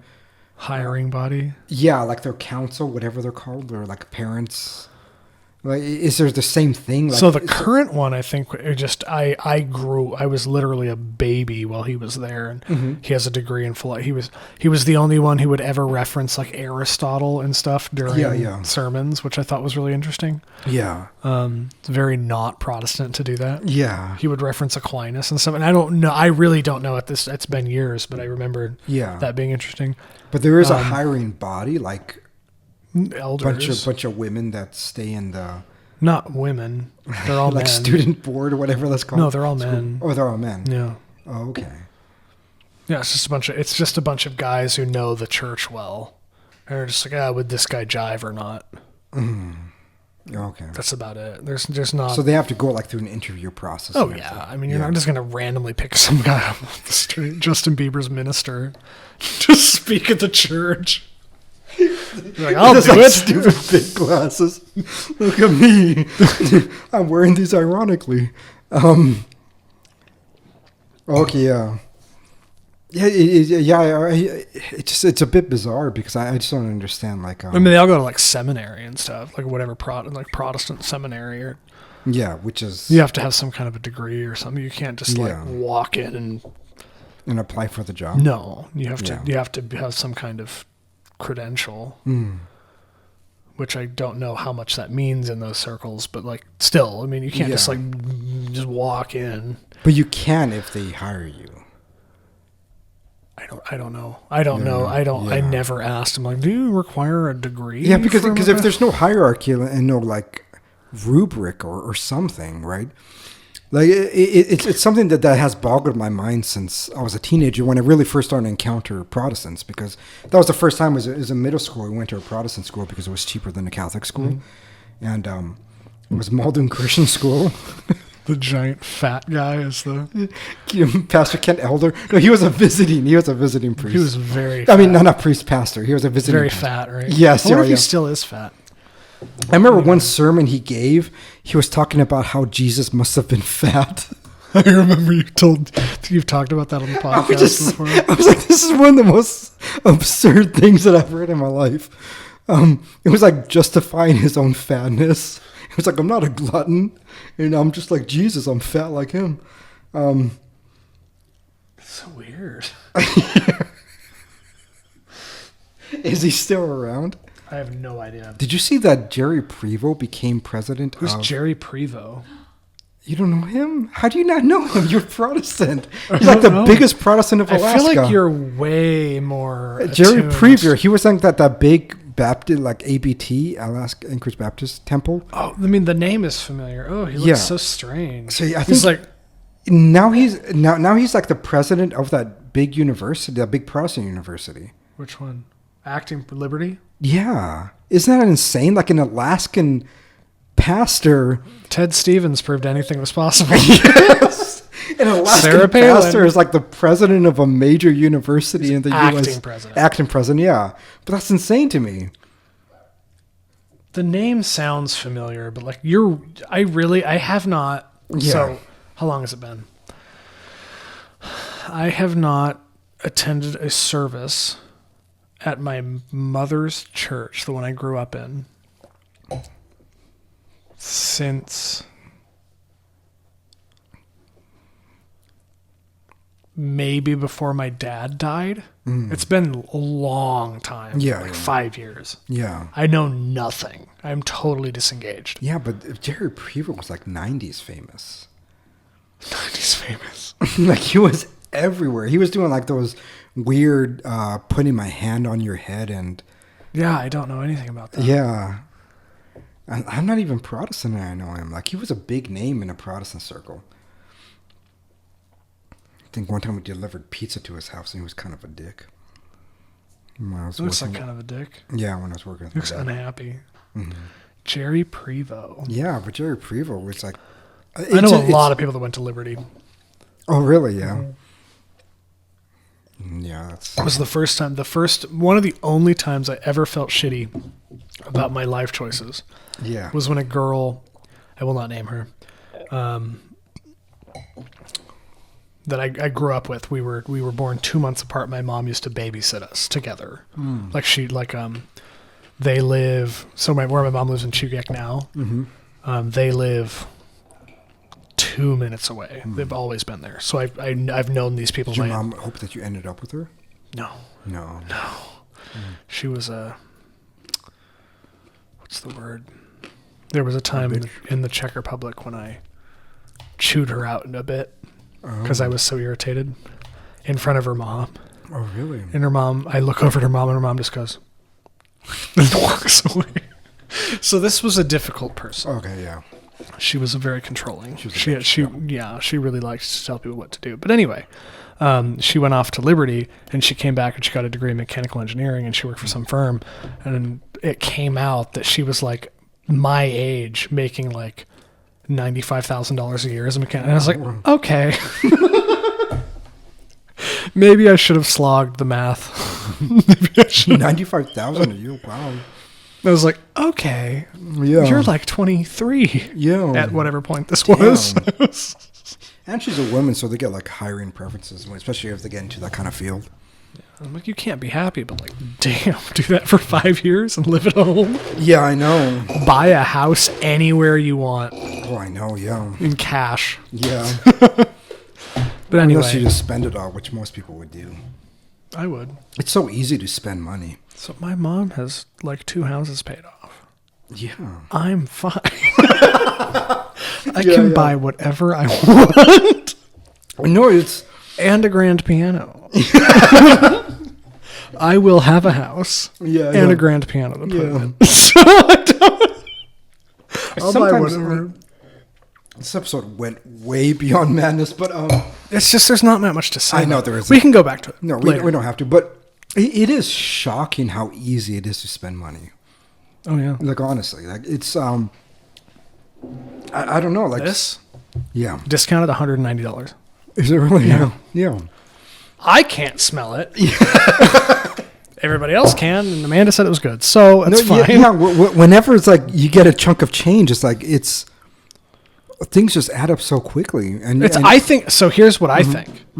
I think it is unnatural to not want to spend money immediately. I think that it is completely unnatural to not be given money and want, because we've talked about it before many, many moons ago. However long ago it was, that money per se is only the delayed compensation for labor, service, goods, whatever. It's instead of me painting your house and you doing something for me or giving me something, you give me an arguably arbitrary token of monetary value to spend later. Yeah. So that I can allot it. The idea that it's natural to want your labor compensated immediately because money, when you receive it, is only potential, essentially. I mean, it is real, but it's like it doesn't, having money in a bank account, aside from maybe granting you some kind of security mentally, it doesn't do any. You don't have a new thing. You're not actually any more comfortable. You don't. Right. Yeah. You're not experiencing anything. Your life isn't actually tangibly made better outside of your sense of security. In that way, it isn't actual. And that way, it's only potential. Yes, it is potential. It's incredible potential. Yes. Yeah. If you do it right. But I don't. When people are castigated for not being good with money, it's like, no, they actually use money how it is natural to use money. Yes. Yeah. It's to spend it automatically. It takes an unnatural. Crazy white guy out of mind. Well, it is. I'm sorry. I mean, it is. Yeah. Like it is an unnatural habit of extreme temperance. Yeah. To not spend money immediately all the time. Yes, because then you're just sitting on potentiality. Which, if you have a plan for that, is fine. Yes. If you're like, I want to buy a house in cash by the time I'm 35, whatever. Yes. Yeah. That's awesome. That's a plan. Execute it. But if you're just doing it to save it, it's like, well, I smell better than you. I have nicer things than you. I sleep better than you. But it's also just I dress better than you. So does it really matter how much money you make? Yeah. Because my life is better on a day-to-day level than yours is. You might be a little less stressed than I am as another white man, but like I'm enjoying myself more. And if I were to die today, I probably would be more okay with it than you. You know. Right. Yeah. Yeah. And I do think that that's a huge part of it. It's just like That's the least white part about me. It is, yes, because that's very Latino of you. Love of things. Yes, whenever you see Spending like, money. it's a joke that I've said many times. Where there's I shouldn't even say joke, just a truth claim. That I think one of the worst wealthy people is like when a poor Latino gets a shit ton of money all at once. It's like you don't want to see that. It's just debauchery from there was this one guy. I remember I was watching it. It was one of the first hackers in the U.S. It was actually a spick. Mm-hmm. And he was like, he was like taking from bank accounts like 50 cents or whatever, but it was like from thousands of different banks in the end where he just made a shit ton of money. And like from day one, he was just like started fucking women. He was just doing like coke. And he was doing coke. It was everything. It was just the debauchery lifestyle. I mean, Foucault did the Tunisia boy thing. He probably did. Yes, yeah, good man, good man. That's my line, dude. Anybody who rejoices in the fleshly pleasures is a good man. Of a young Tunisian boy. Anyway. I understand the French a lot more than I do the Anglos. No, but I think so too, yeah. Yeah. But there's this desire, like you're saying, to use money in order to gain those type of pleasures. Well, it's the natural function of money. It is, yes, and it should be. And when you meet some of these Anglos who are just like a stick up their ass, and it's like I just got this I just got my PFDs, and I'm just I didn't spend $1, and they're proud of it. I didn't spend $1 on my PFD. $1. Yes. And I'm just like, I actually have not spent my whole PFD this year. It's a miracle. Have you spent $1? Oh yeah. There you go. Yeah. Oh yeah. Yeah. A lot of it, but like I still have some of it, Yeah, which is miraculous because what we got a month ago almost. Yeah. Oh, 3 weeks ago. But when they do that, it's like, look how good I am. I didn't even spend one fucking dollar. I'm like, okay. I mean, your life what must was the be thing? really Isn't there sad. a biblical? There's a scripture. Mm-hmm. Do you guys say scripture? What do you say? He has a scripture, yeah. Scripture. Mm-hmm. Okay. That says save 10% or something. Give 10%, save 10% or something. I don't know that one. I think there's something about give 10%, save 10% Mm-hmm. or whatever. Save 10%, give. It's like well, saving. It doesn't say save all of it. If it's a $1,200 PFD, put $100 in the savings account. Yeah, something. Blow the rest. It's free money. Enjoy. It's not. So that's the problem when people. Problem with money. I think this is the problem with Bitcoin guys and stuff. Yeah. Is that they see it as a desirable thing in and of itself. Mm-hmm. It's not. No. It represents that which you can do and have. Yeah. And having a very developed vision of what you can do or have if someone hands you $100 is really important to enjoying yourself. Yeah. And people wouldn't know what to do with it. Like if they're like, I saved the whole thing, I'm like, okay. That's what they do. Like give it to my kids, and I'm like, what? They're just saving. It's like don't I know, because then they might spend it. Hopefully, right, blow all of it. Yes. It's fucking fun, you know. It's like you got the money to do it because you might die tomorrow. Yes. Anglos don't have that, and I keep saying Anglos. I feel like a lot of the dissonance I experience on a day-to-day level is my incongruity, or the incongruity of my thought with my biology and my thought. That you understand Foucault a little more than you do any Anglo. Yeah, but it's like my biology keeps me from manifesting it. I think even until the end, I don't think he regretted his AIDS. No, he had a fantastic orgy in Brazil. Oh yes, and that's where he got it. And it's like, okay, yeah, I'll just go down and be like, it was worth it because I'm gonna die tomorrow. I'm gonna die tomorrow of AIDS. It's beautiful. No, there's like this. I know we've talked about it many times, but I really do think there's this like there's a glory with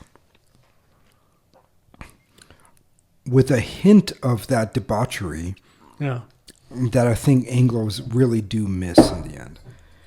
When you see the the medieval scholastics with their brothels. When you see the drunkards. Well, this is like on the streets. when we went. What was it? Cracks in modernity. Yes, Cracks in postmodernity with Yes, Stephen. yeah. Everyone should go listen to us talk on cracks in postmodernity. Yes, it was a good episode. Actually, It was good, but we talked about this. Like, Yeah. like Carnival was invented. Was Yeah, not carnival. invented Yes, by, yeah. Carne comes from the Latin word meat, carne. You know, this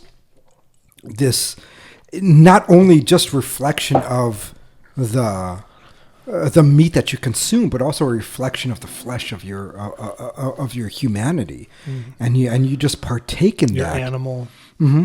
That's one of the key words he kept saying was animal. The animal, animality. Yeah, I know. Man. Yes, yeah, because he's French, and it's like I said, it's embedded in their culture. Can we break down some of the keywords that I got from that? Yeah. So from Madness and Civilization, we were going back. We got bored for what? 10 minutes longer than we talked about the book initially, I think. You put the last bit. I'll take the shitty one.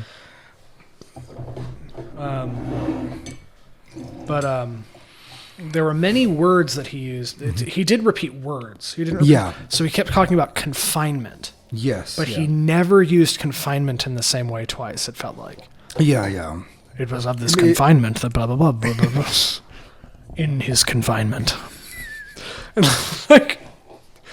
and I don't know exactly what he meant because he would use it to refer to like incarceration or to being interned in an asylum. I think to he was like an trying internal to thing. reflect back to what they did with the leopards. Lepers. Sorry, So leopards. Are you feeling the wine? Yeah, I am. Oh, good. With the lepers. Amanda, you know the things his eyes do when he. Yes. It's very like they did with leopards. It's very Peruvian. I was like, "Are you?" My dad always got those eyes too. Like, okay, so it's lions, bees, and leopards. No, anyway. No, it's the thing we did with leopards. Yeah, with the lepers is that the way they eradicated it essentially was through confinement. Isolation, which is proper. That's how you get rid of disease. Yeah. So I think many times he was referring to that because he wanted to tie it back to leprosy. Was this idea of confinement, of isolation and everything, and that we see that with that almost again he never makes a strong claim. So anybody who's like a Foucault fan wants to rag on us, fine, but what he's essentially saying, and I'm going to make the strong claim for him, is that there is a mode of human behavior of wanting to isolate other people. Like essentially what he is implying is that isolation of groups of people is a mode of human behavior. And so when we got rid of leprosy, we needed to confine other groups of people. And the other group of people that we found were the ones who we constituted as mad. Yeah. And I think that's why many times he talked about confinement. He talked about isolation because he wanted to refer back to his main thesis, if you will, of how leprosy is related to madness. I'm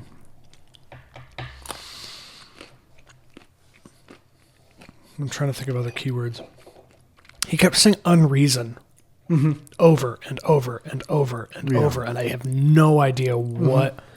Like this one's a good one because it isn't just him. It's many postmodernists, as probably as well as like Thaddeus and everything, who wants to go against reason. And so, I mean, when we were talking to Thaddeus, is that attributing a positive nature to things that are irrational? No, that is understanding reason in the scientific sense. Okay, so I'll just let you go. Yeah, and so it's that with the Age of Enlightenment, there was this idea of that empiricism is the only mode of reason that is proper, while rationalism that came before it is not proper reason. It's almost mystical. It's almost mystical, right? That you're always appealing to abstractions, to universals, to all these things, where empiricism is not appealing to universals, rather it's appealing to observable artifacts. And so when he refers to reason, he's referring to empiricism. And so unreasoning is on empiricism in a sense, that there is more to reality. So I actually did not. Because it wasn't necessarily in the way, again, every judgment you glean from it is implied or inferred. And I would think that I'm rational enough to kind of understand what he might have been implying. When he was speaking of unreason, it was not derogatory. No, it was wasn't. very. It was liberating. It was very liberating, but in a very anti-enlightenment. Yeah, it was very anti-enlightenment, which I liked. Me too. Yeah. There's a lot of it that I like in spots. Yes, that's what. Yeah, and that's the issue that I have, because if he were to, he was intelligent enough to, if he was to get able there. to just make strong claims, many of his criticisms that he could have made against Enlightenment and modernism would be good ones. Because this is the I guess the fruit of his labor, I guess, is the drunken way to say that. Yeah. But if anything he did was actually useful, I would know a person who adhered to Foucault who I didn't think was insane. Because as a very rational person, and especially probably you to even more of a degree because you spent more time with it, it's really disappointing to see a very obvious intellect go totally unfocused. Yes, because it's extremely well written. Its observations are really astute. Yes, they make a lot of sense, and they are. I would not have drawn observations that he made of the things that he was observing historically. But the fact that he did nothing to make a point about it is such a waste. No, it's such a waste. It is, and the moments that you really do see his brilliance again are like in interviews or debates. If you ever watch him against Noam Chomsky, he is so much better. It's so much better, right? It's because when he did, I kind of like him when he's debating Chomsky. Because when he's debating, he's making claims. He's making strong claims. He's saying that these are the things that are true. The issue that I have with his writings is that he doesn't go that way. Because all you have in the end is your writings. Yes. And it's almost cowardice. It's like, just make the fucking claim. Make the claim that modernists, misinterpret madness to the point that madness in the contemporary world is a virtue. That would be something to analyze. That would be something to be like, I could agree or disagree. Let's see if we could defend that further. But he doesn't make that. Like, I could infer that from his writings. So do you find that you... So I'm trying to think of other keywords worth analyzing before we... We're only, an hour 40 and we have more time, but...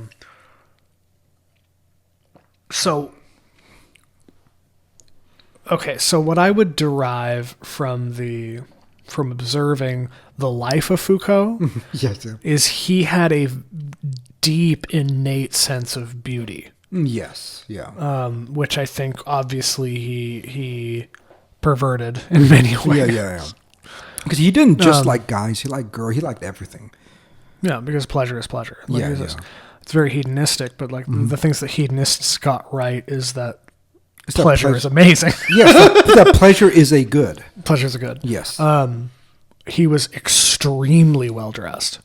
Yes. He is the most fashionable philosopher of all time. Yeah. I was actually looking at I don't know if I sent it to you, if you take a picture of Louis C.K. dressed well, and then a picture of Foucault dressed well, I dress like a weird, unholy love child of the two. He was just extremely well dressed. So it's like he understood. He understood beauty on a visceral level. Yes. And there's something I really like about him because of that. Yes, yeah.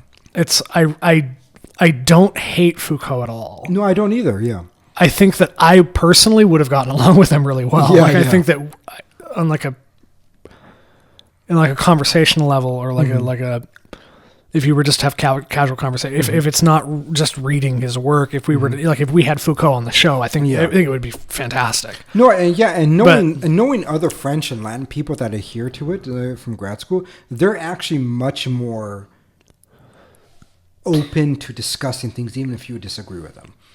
it's very, very different from Anglos. Like when Anglos are also postmodernists, that they don't want It's very to. mantra. It's very mantra based. It appeals to mantra. It appeals to. But when I met like an Italian or a French who was a postmodernist, I could drink with them for like 4 hours and disagree, and it will be. And they're all really well dressed. It's a lovely having a conversation. great time. Yes, they were. Yeah. Yeah. It was just lovely conversation. I was like, I loved it. It was something that it was fantastic. Because they're really like viscerally is something I really like about Foucault. Yes, yeah. But I'm trying to think of the way to say it, because I think so. The flip side of that is that Anglos that don't like Foucault think he's literally the devil, Right. Yes. Yeah. which is not true. Which is stupid. Right. Martin Luther's the devil, but anyway. Yes. Just a jab again, but sorry, ripping on Protestants is going to be even more funny. The more people listen to this, the more people are going to be irritated. It's just going to be funny, and we're sadists. We respect you as humans. We'll say, Yes. Yeah. but they hate Foucault on the same visceral level, where it's like you can't, because he claimed nothing in his writing, essentially. You can't hate him because he's just describing things Right. accurately. Yes. They're Yeah. like extremely well researched and hyper accurate descriptions of history, which is why the history of sexuality is so important. Is like it actually describes the correct history of the homosexual. The historical parts of it is good, It's really good. but the lack of propositional claims is stupid. Yeah, and that's like Yes. And- But you can't. the same thing you with can't hate. Yes, it's the same thing with Deleuze and Guattari. Like, I love his description of desire. It's something that I use many times with the debates, because, like, if you just well, let me at least describe it. I think, like, I've said it many times before Deleuze, but I think the way that he worded it helped me refine my comprehension of it. Is because, like, many times when Are they French also? Yes, yeah, Deleuze and Guattari, yeah, both of them. So, like, desire it's just a very thing, and help me with sales, for example. And so, like, many times you hear people saying that they're desiring things, right? Like, I'm desiring a computer, I desire articles of clothes, I desire a dress, or a shirt, a pants, or whatever. And the one thing that I think he described very well, that I said before him, but still I think he refined it for me very much, was that people aren't actually, you don't desire, cloth. You desire how that cloth will look on you. Yes. Yeah. You desire the presentation of what it does for you. When a woman looks at a dress and be like, I desire that dress, they desire how others view them in that dress. And how they will view themselves. And how they view themselves. Yeah. But I think many times it's a reflection of how the world sees them. Nor is my ass showing properly in his dress. Is my breast showing in his dress. That doesn't mean that there isn't a universal beauty. That doesn't mean that exactly. This is where I think they get it wrong. But in their description of desire, I say it's correct. Yes, that's why. But you and I both hate modernism more than postmodernism by degrees and degrees. Because and of that, degrees, yes, because they get it. Yeah, they get that aspect. They get that, at least that phenomenological aspect where you have at least this this comprehension of human psyche, is that they're not desiring things. They're desiring what these things can do. Is his first name like Gilles or something? Who? Deleuze? Gilles Deleuze or something? Gilles Deleuze? I can't remember his first name, actually. God, a fashionable son of a bitch. Yes, yeah. What about Guattari? Okay. And that's the other thing. So Guattari was actually a psychologist, and so whenever he teamed up with him, is because he wanted a proper psychiatric. Felix, Guattari. Yes. Yeah. All right. Is he going to be less fashionable? He's kookier looking. He is, yeah. He's still fashionable. Yeah. It's still a fashionable kooky. That's the other thing, is when people encounter the postmodernists, they're all spectacularly dressed. Yes, yeah. They all look amazing. They all look really, really good. Yes. What is it? Jacques Derrida? Yeah. I'm looking. Yeah, he had perfectly manicured hair. Oh, He was yeah. wearing suits all the time. He had his smolder. He had the pipe all the time. Yeah, yeah. He wasn't as well dressed. He was more faddish Mm-hmm. in his style. So he did the fat ties and the patterns and Yes, stuff, and like yeah. which I think it dates itself unnecessarily. But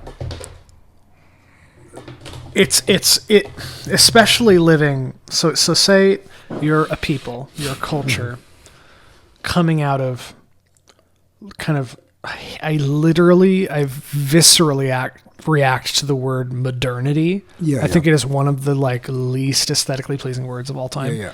Like it just doesn't. So the modern period, we'll Yes, say okay, modernity, like Yeah. so chunky and gross. It's not an attractive word at all. Are you agreeing? Is that you agreeing? Yeah, yeah. Modernity. It just sounds stupid. Like anyone that says it doesn't know what they're talking about. But say you're a people, devoid of any. So you're what? When did beauty become relative? Like the beauty in the eye of the beholder. When did that occur? I think the first instances you could see with what's his name? Fuck, like the late early 1800s. Okay. And then it was the good and then the truth. So Yes, yeah. I mean, you've. I Then, don't know if then you're they talking saw about that it like probably. with Nietzsche in the late 1800s with the It's the good. good, and then truth was Truth was definitely the postmodern period. there's the erosion of all those things. But you come out of a period like that where, let's say, the roots would be sometime in the 1700s, come to fruition, beauty dies in the early 1800s, and then American pragmatism is born in the mid 1800s, and now the good is gone in the late 1800s, and then truth is the most fundamental of the three, I would say, at least linguistically. Yeah. They're all technically logically equal.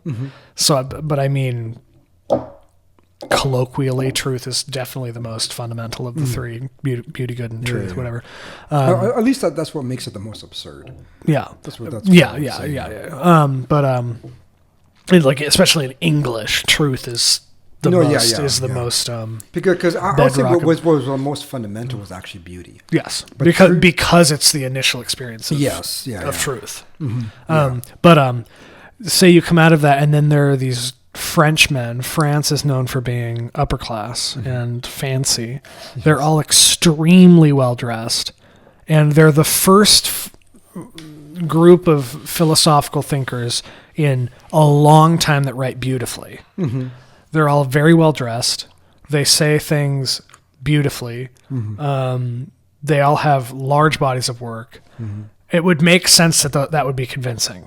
Yes, and And new and fresh. and they're objecting to something that is obviously Yes, false. it's like reading Foucault, reading that. I mean, listening. I mean, it's whatever. Yeah. An audiobook. I can't read. It's too laborious. I have to read paragraphs over and over and over and over because I'm too distractible. But if I listen to it, I can get it, and it's the same content with a different whatever. That was another thing that struck me is like, I don't know if I said it before, but like, it's so well written. I understand why this would be convincing to people who don't have beauty in their lives, because they're pragmatist Americans. Like I would get why this would speak to somebody, because it is beautiful. Yeah. I mean, it's not technically beautiful because it's not expressing of truth, but like, I mean, some truth. But it like, is expressing, it aesthetically expresses the reality of being. But, many truths. Like the historical context, I mean, unless he is wrong, which I would have to do more research, if they were again, true, if I'm going to take this word for it, yes. If I'm going to take his word for it, great. he wrote it beautifully. Yes. And I understand why. And yes, and this is why many times when I do my arguments, I actually use Foucault.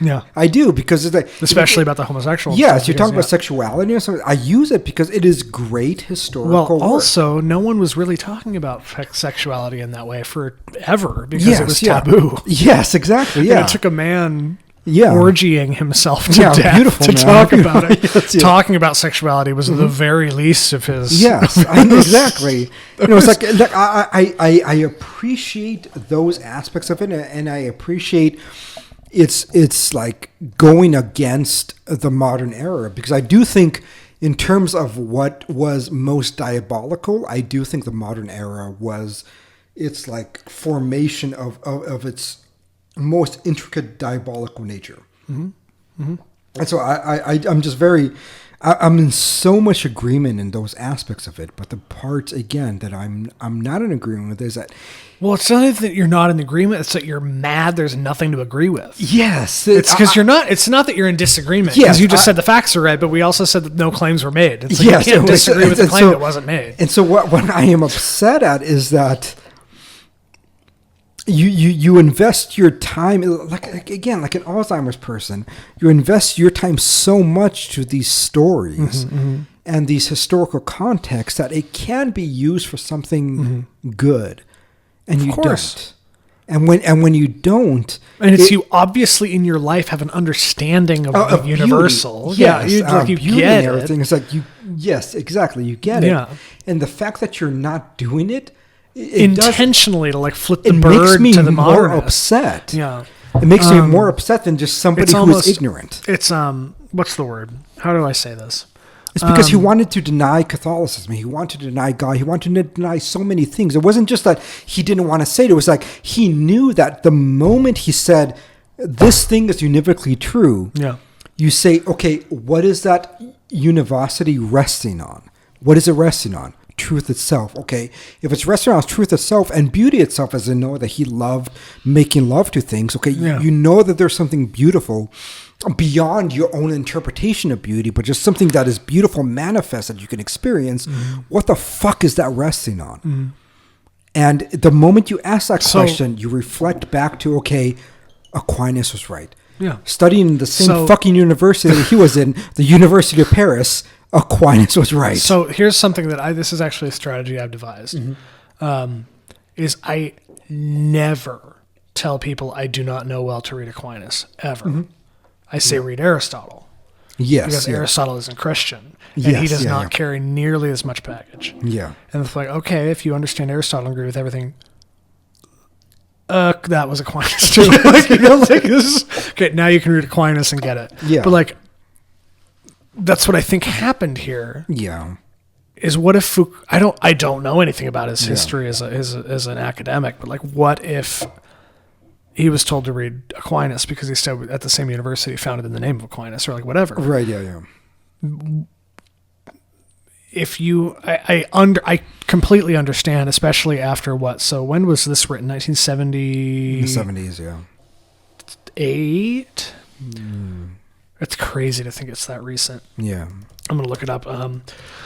Because he just died in the 80s, right? Or was it in the early 90s? I can't remember. Yeah. Yeah. Isn't that so sad that all of the best dressed people all died of AIDS in the same time period? Oh, this is way earlier. 1964. 60s? Okay. Yeah, 64. Still, when did Vatican II happen? 65? No, 68 or 9. Really? Okay. The church was experiencing, 1962, 65. Oh, was it? Yeah, remember the thing I gave you, the record is 1965. Oh, right. Yeah. Yeah, so seriously. So this was literally while Vatican II was happening. Yeah. So anyone raised in, another word I hate is milieu. I think anybody that says the word milieu is a sophist. I almost said it, but I denounced it. Anyone who would grow up in the context of that's a better Vatican word than II. the other one. I mean, milieu is like, I know, saying but I the ethos hate and it everything. because I'm like, anyone who says that is a bad actor arguing bad faith. It's loaded. The philosophical Like, all right, milieu Nietzsche. of the Vatican II. But like, it would make sense that this organization that's lasted for 2,000 years, roughly, is in such stupid turmoil over itself and draws such incorrect conclusions about the way liturgy should be conducted or whatever. You would want to reject that. Yes. So this was written literally during Vatican II. And there's something about it. There's something about the anti-Catholic sentiment of it that I think is, and I'm not trying to commit the same fallacy they did where you can only analyze things in context. Right, but it makes sense to me that this happened at the time. But the thing is that you're making a causal claim, at least. I know I am. Yes. But I'm saying, and this the part that bothers isn't me even about the him book. I'm saying it's like he's not. Yes. It's like, yes, I do think this had a significant cause to the French people, to the French philosophers, to everything. I'm good. Okay. That's yours. That's definitely important. Is that we can't ignore Yeah. the historical aspects. I love historical context with things, but it has to To be. pretend that's the only contingency is Yes, just stupid. exactly. It It's has to be moronic. coupled Yeah. with strong claims. It's like you make a strong claim and then you exemplify how it outplayed in history. But yeah, I do think the church was. I mean, turmoil was kind of a probably more than I would say, but it was in a state in which it seemed like it didn't know is essentially what to do with itself. Well, it's a loss of identity. Yes. That's kind of what I meant by turmoil. Is like, Yeah.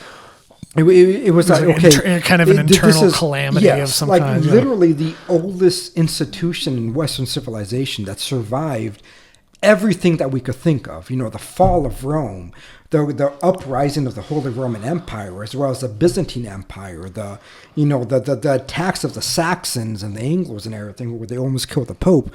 The fact that there's still a Catholic Church in like Russia after the And so Soviets. Russian, yes, that survived the entire Nazism, the Soviet Revolution, Maoism. Like you could take everything, and it's the only institution that survived all that. That it found itself in a state where many things were stale, and Of course. yes. And this is where many more like Trentian Catholics, as I call them, they call themselves trads, that I tend to kind of upset, because I actually don't object to Vatican II. I think Vatican II. Well, because you understand it. Yeah, I would say because I understand it, but I also think it was just an important part for the church to hold, because what happened with Council of Trent again was a response against many of the Protestants' attacks against them, and so they many times call them, like in history books, the Counter-Reformation was the Council of Trent, and so That's pretty popular. Most people will know what you're talking about. yeah. No. And so, but if they actually read the Council of Trent, they realized that they didn't apologize for the selling of indulgences. They defended They it. defended it. And so what happened was that many bishops were ashamed of the defense, and so they began to not partake in indulgences. And so this was a failing of bishops, not so much a failing of the council. And so I would, again, defend the Council of Trent, but I would not defend the actions of bishops and priests after the Council of Trent. Because what happened then was they didn't really want to stand by it. And so they're like, well, we're just not going to do it anymore. Mm-hmm. And so it's very hard to find a bunch of bishops that were like, yeah, let's fucking sell indulgences. Let's do whatever. The Council of Trent never demonized it. They defended it wholeheartedly. And they actually demonized Protestantism that developed from it. But again, what happened then was that many bishops began to adopt Protestant and puritanical worldviews. Because that was the available. That was the cultural, I guess, norm that Protestants gave them. Mm-hmm. Right after all of the wars, because if you remember, after the Protestant Revolt, there was literal wars, and there was killing, there was everything. And so what became the norm was indulgences are evil. That the church having this hierarchy mandating thing was evil. And so many bishops began to comply with many puritanical and Protestant worldviews that kind of infiltrated the church. And so when I talk to trads, So when we say trad Catholics, we're talking about puritanical American Catholic, Republican Catholics. Yes. Okay. And so when I talk to them or I encounter them in any way, they get upset with me because I don't adhere to their principles. They basically accepted many Protestant principles, and what I'm saying is that the so-called trads are not being traditional Catholics. Mm-hmm. They're being post-Trentian Protestant Catholics that were too afraid to respond to many of the criticisms of Luther and many of the Protestant revolutionists.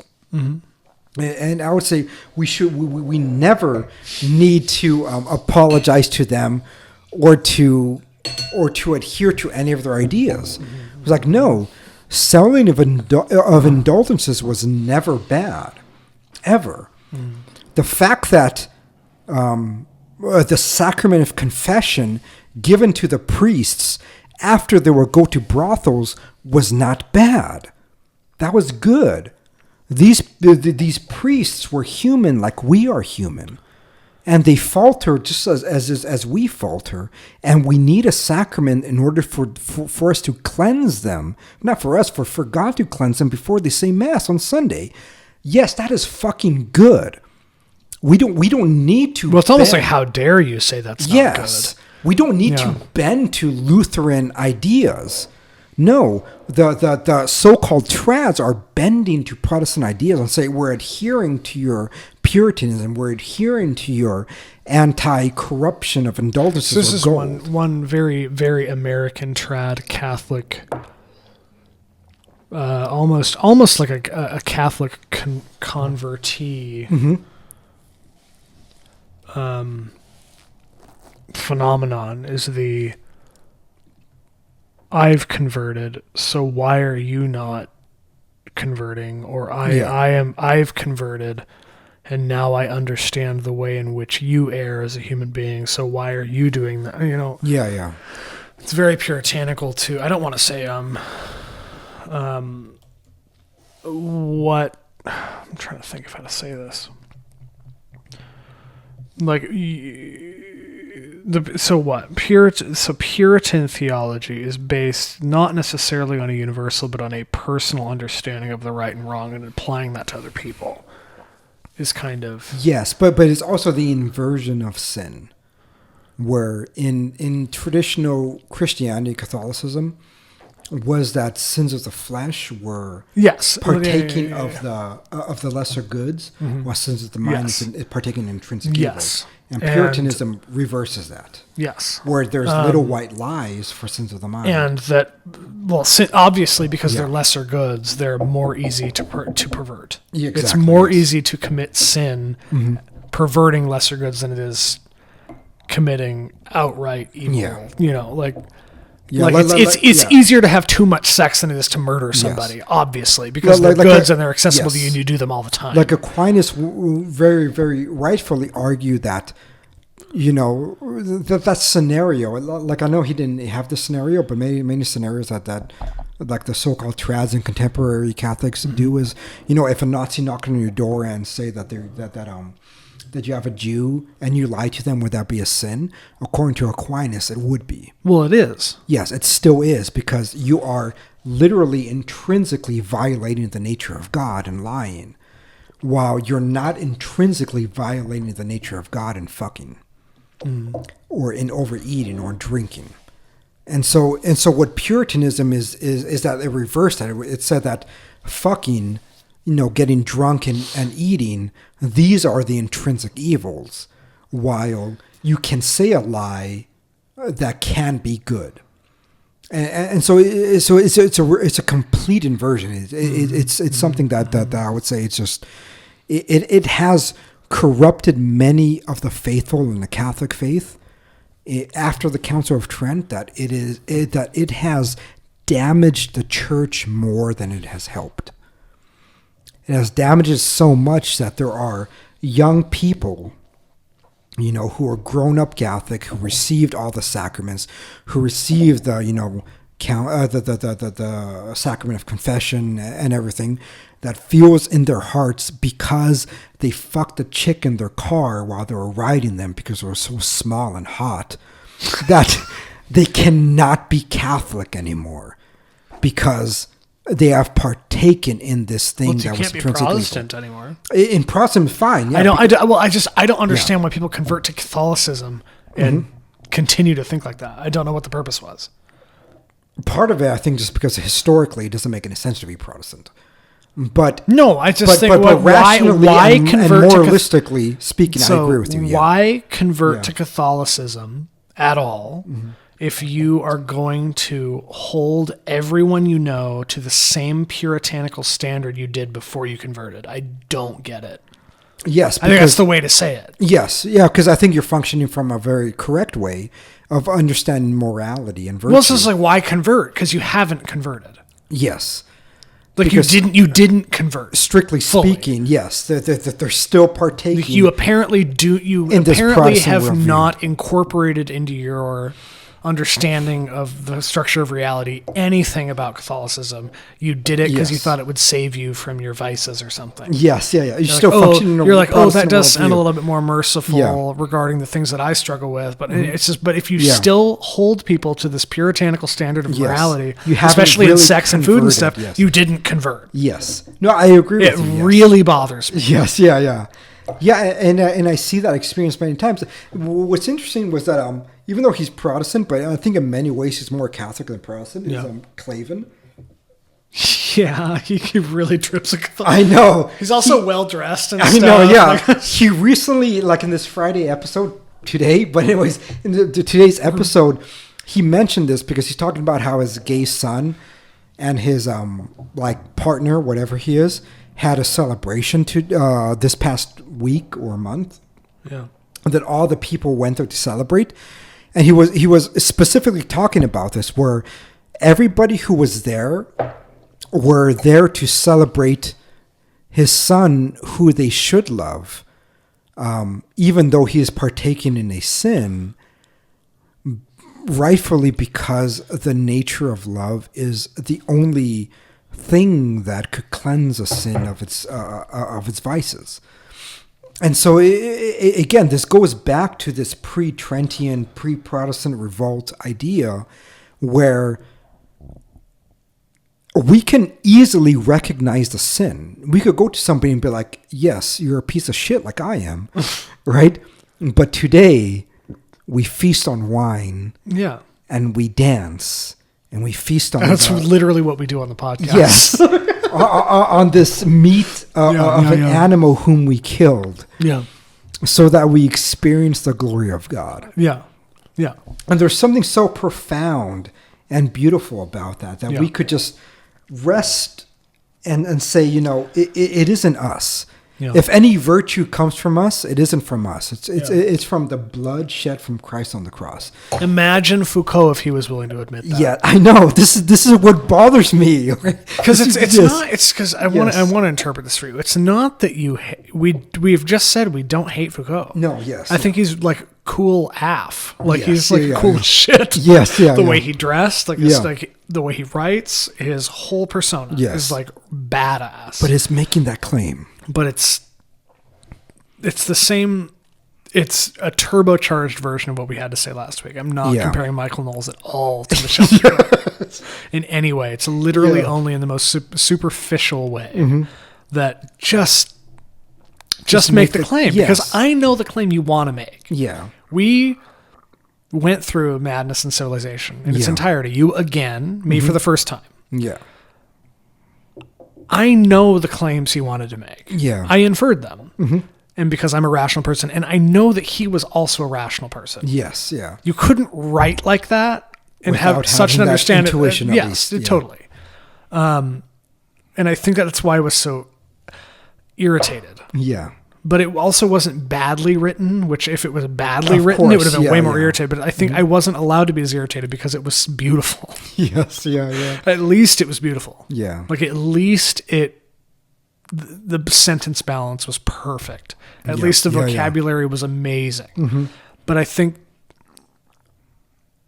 I agree with you. It just there's no claims made. I know, yeah. It's just a description. like So what's our thesis? What's our thesis regarding Madness and Regarding him? Civilization? Not him, just this work. The work, at least. Yeah, whatever. no, Madness and Civilization. At least the work. I think one thing what could have made the work better would be making the claim that what the modernists constituted as madness is not actually madness. Is that we require a certain human behavior that goes against social norms in order to overcome the bullshit of it. So it goes back to like Augustine, where Augustine had the city of God and the city of man. Mm-hmm. The city of God will always, like if I reword it in a Foucauldian sense, will always be madness against the city of man, the city of Caesar. Where the city of Caesar has a certain structure in which you must abide, where the city of God will never abide by. Where the church always exists in this madness. The church will always exist where... Because it is human. Because it is human, but also because it proposes mad things, really, in terms of the human condition. Why would it be the most virtuous for the state of being to be merciful? That divine justice, and as the Catholic teachings, divine justice is mercy. Mm-hmm. This is in a way mad. Because that's not what you would say. If somebody raped your daughter and mutilated her and cut her head off and put her head on a post stick, it wouldn't be that my response would be, I have mercy on your soul so that you're saved. I'm going to allow the opportunity of salvation. Yes, your response would be, I want that fucker to be dead. Do exactly what he did. Do exactly what he did to her. I want to rape his ass with a broom and cut his head off and let me put it on a stick to display it. That is what the human condition is. But for you to say no, true justice is for you to look at that person and say, I forgive you. The way that the person who nearly killed Saint Pope John Paul II. Saint Pope John Paul right? II. He visited him in a fucking jail cell and said, I forgive you. And spoke with him. Mm-hmm. And to say that is real justice, that is true, that is divine justice, that is madness. And what Foucault could have said more easily was, this world needs madness. Because like they say the old adage, right? To err is human, to forgive is divine. To err is human, to be mad is divine. Would have been a much more stronger claim that he could have made that said this world requires it. Mm-hmm. Because when he wanted to say that in the beginning. Because when you look at the Pater Noster prayer, and towards the end it said, our Father who art in heaven, hallowed be thy name. The kingdom, thy will be done as in heaven. Give us today our daily bread and forgive us our trespasses, as we forgive those who trespass against us, as we forgive those who deny us, as we forgive those who have done the most wrong against us. This is what it is called to be Christian. This is what is called to be Catholic. This is what is called to be Christ-like. It's like you look at the person who has wronged you the most and say to them, not only that I forgive you, that I put away my pride for your goodness, but I also lay my life. That even if that means my own damnation, you are saved, I will do this. It only takes a madman. It feels insane. It is. Yeah.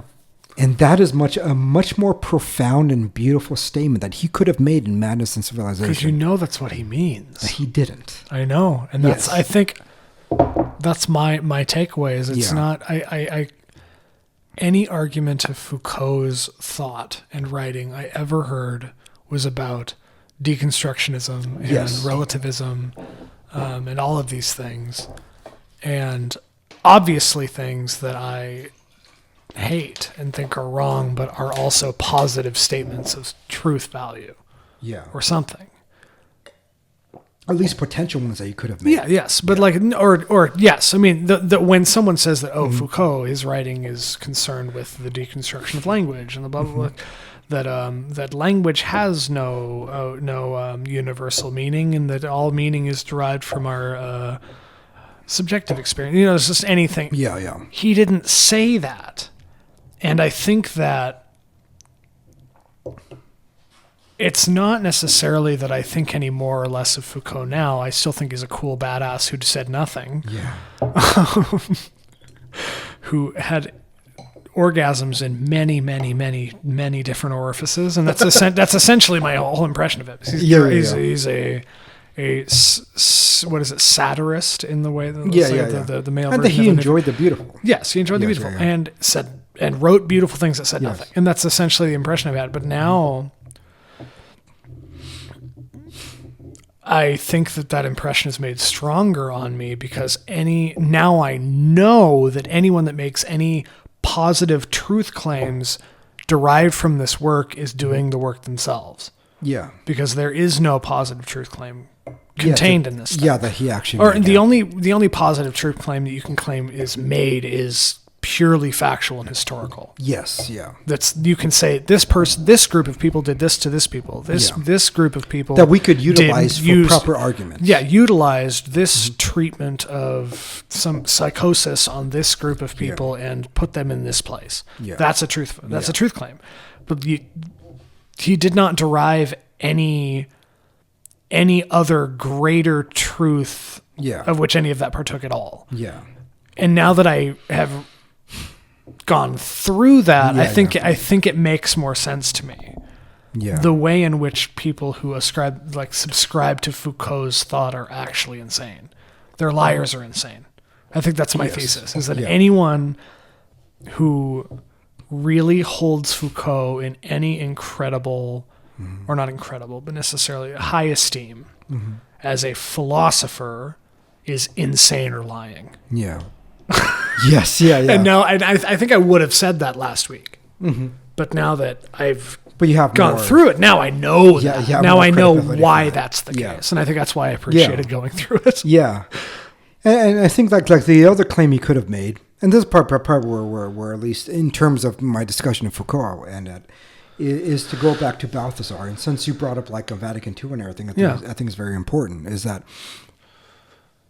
what was important about it, because I think post-Trentian theologians forgot about this aspect of it, was the outreaching of what the death of Christ meant, and what each one of us who are claiming to be Christian are supposed to be, and it was that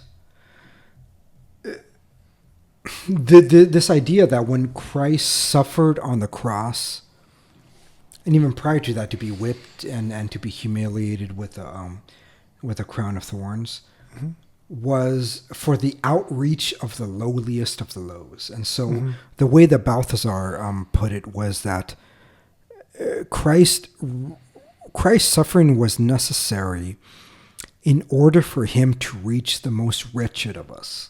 And when Christians tend to think of the faithful, they normally just tend to think of the ones who go to Mass, who receive communion, who raise their kids, who don't do anything wrong, and just exist within the realm of the faithful. And then we tend to forget about the rapists. We tend to forget about the ones who take little children and shove our dicks up their ass, right? Who mutilate people, who do just disgusting things. And we need to be reminded that Christ did not die for the virtuous, noble people. He died for the most gruesome thing you could think of a villain to do. That is who he died to. And the fact that he suffered was to encompass an entire state of sin in which that person was entrenched in. The moment he's mutilating somebody, eating their flesh, raping them, slapping their dick off of their face, shoving their dick in their eyeball, whatever you could think of, right? Whatever you could think of that this person did, that is who he died for. And if anybody calls themselves Christian and says, no, I'm only going to live and die for the person who deserves it, is not being Christian. It is to understand that the reach of Christ to heaven was the mediation between the judgment of God the Father to the most wretched, and so that I will pay the debt for that person. I will pay the debt for that person, and that if anybody wants to live a Christ-like life, is that you're also going to pay the debt for that person, for the one who wrongs the most. and say that I not only will I pray for that person, but any suffering that comes from me, that comes to me, I will offer it for that person, so that I could suffer the hell, I could suffer the damnation for that, so that that person cannot suffer for that, and that the hope that if each person who calls themselves Christian can suffer and pay the debt for the wrongdoer, that we all, each one of us could suffer, not suffer, but I guess rejoice within the eternal life, even if that means me, myself, will suffer damnation. And if you can't do that, it's like you've literally missed the entire point of claiming yourself Christian. That Christ was not like, if this whipping doesn't hurt me, hanging on the cross doesn't hurt me. No, it was like, he is suffering pain. And if you can't even take an ounce of that ounce of suffering and say like, I'm gonna take this so that the other person doesn't need to, it's like you're nothing. It goes back to a verse where Christ looks at that person and says, I know you not. It's like, I don't know you. You're not what you claim yourself to be. You're just somebody who is self-righteous, and you think that you have followed all these rules and you deserve salvation. It's like, fuck you. You don't. None of us do. But if you can suffer for the other so that hopefully God could have mercy on his soul, that is what you ought to do. And I think if most people encompass that, and again, this is something I think Foucault could have said in this terms of madness, because this is mad. This is not what a human being should be thinking. This is something that is only divinely inspired. That madness is divine. This is something that I think he could have expressed much more fundamentally, much more true, and much more beautiful than unfortunately he did, because he was stuck in his like atheistic pleasure. Because we're rational, we see it. Yeah. And because we're rational, we see the intellect that was potential in him, in his writing. So I think in closing, I have no animosity towards Foucault. Me either. Yeah. I have animosity towards adherents of Foucault because they misunderstand Foucault. Yes, yeah. But as far as Foucault goes, I mainly am just disappointed. Yeah. I'm not angry.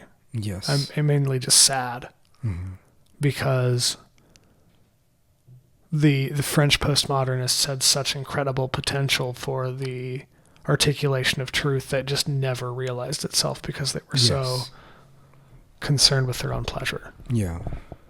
But anyway, I think that's a really good and heavy note to leave off on. So, bye. Bye.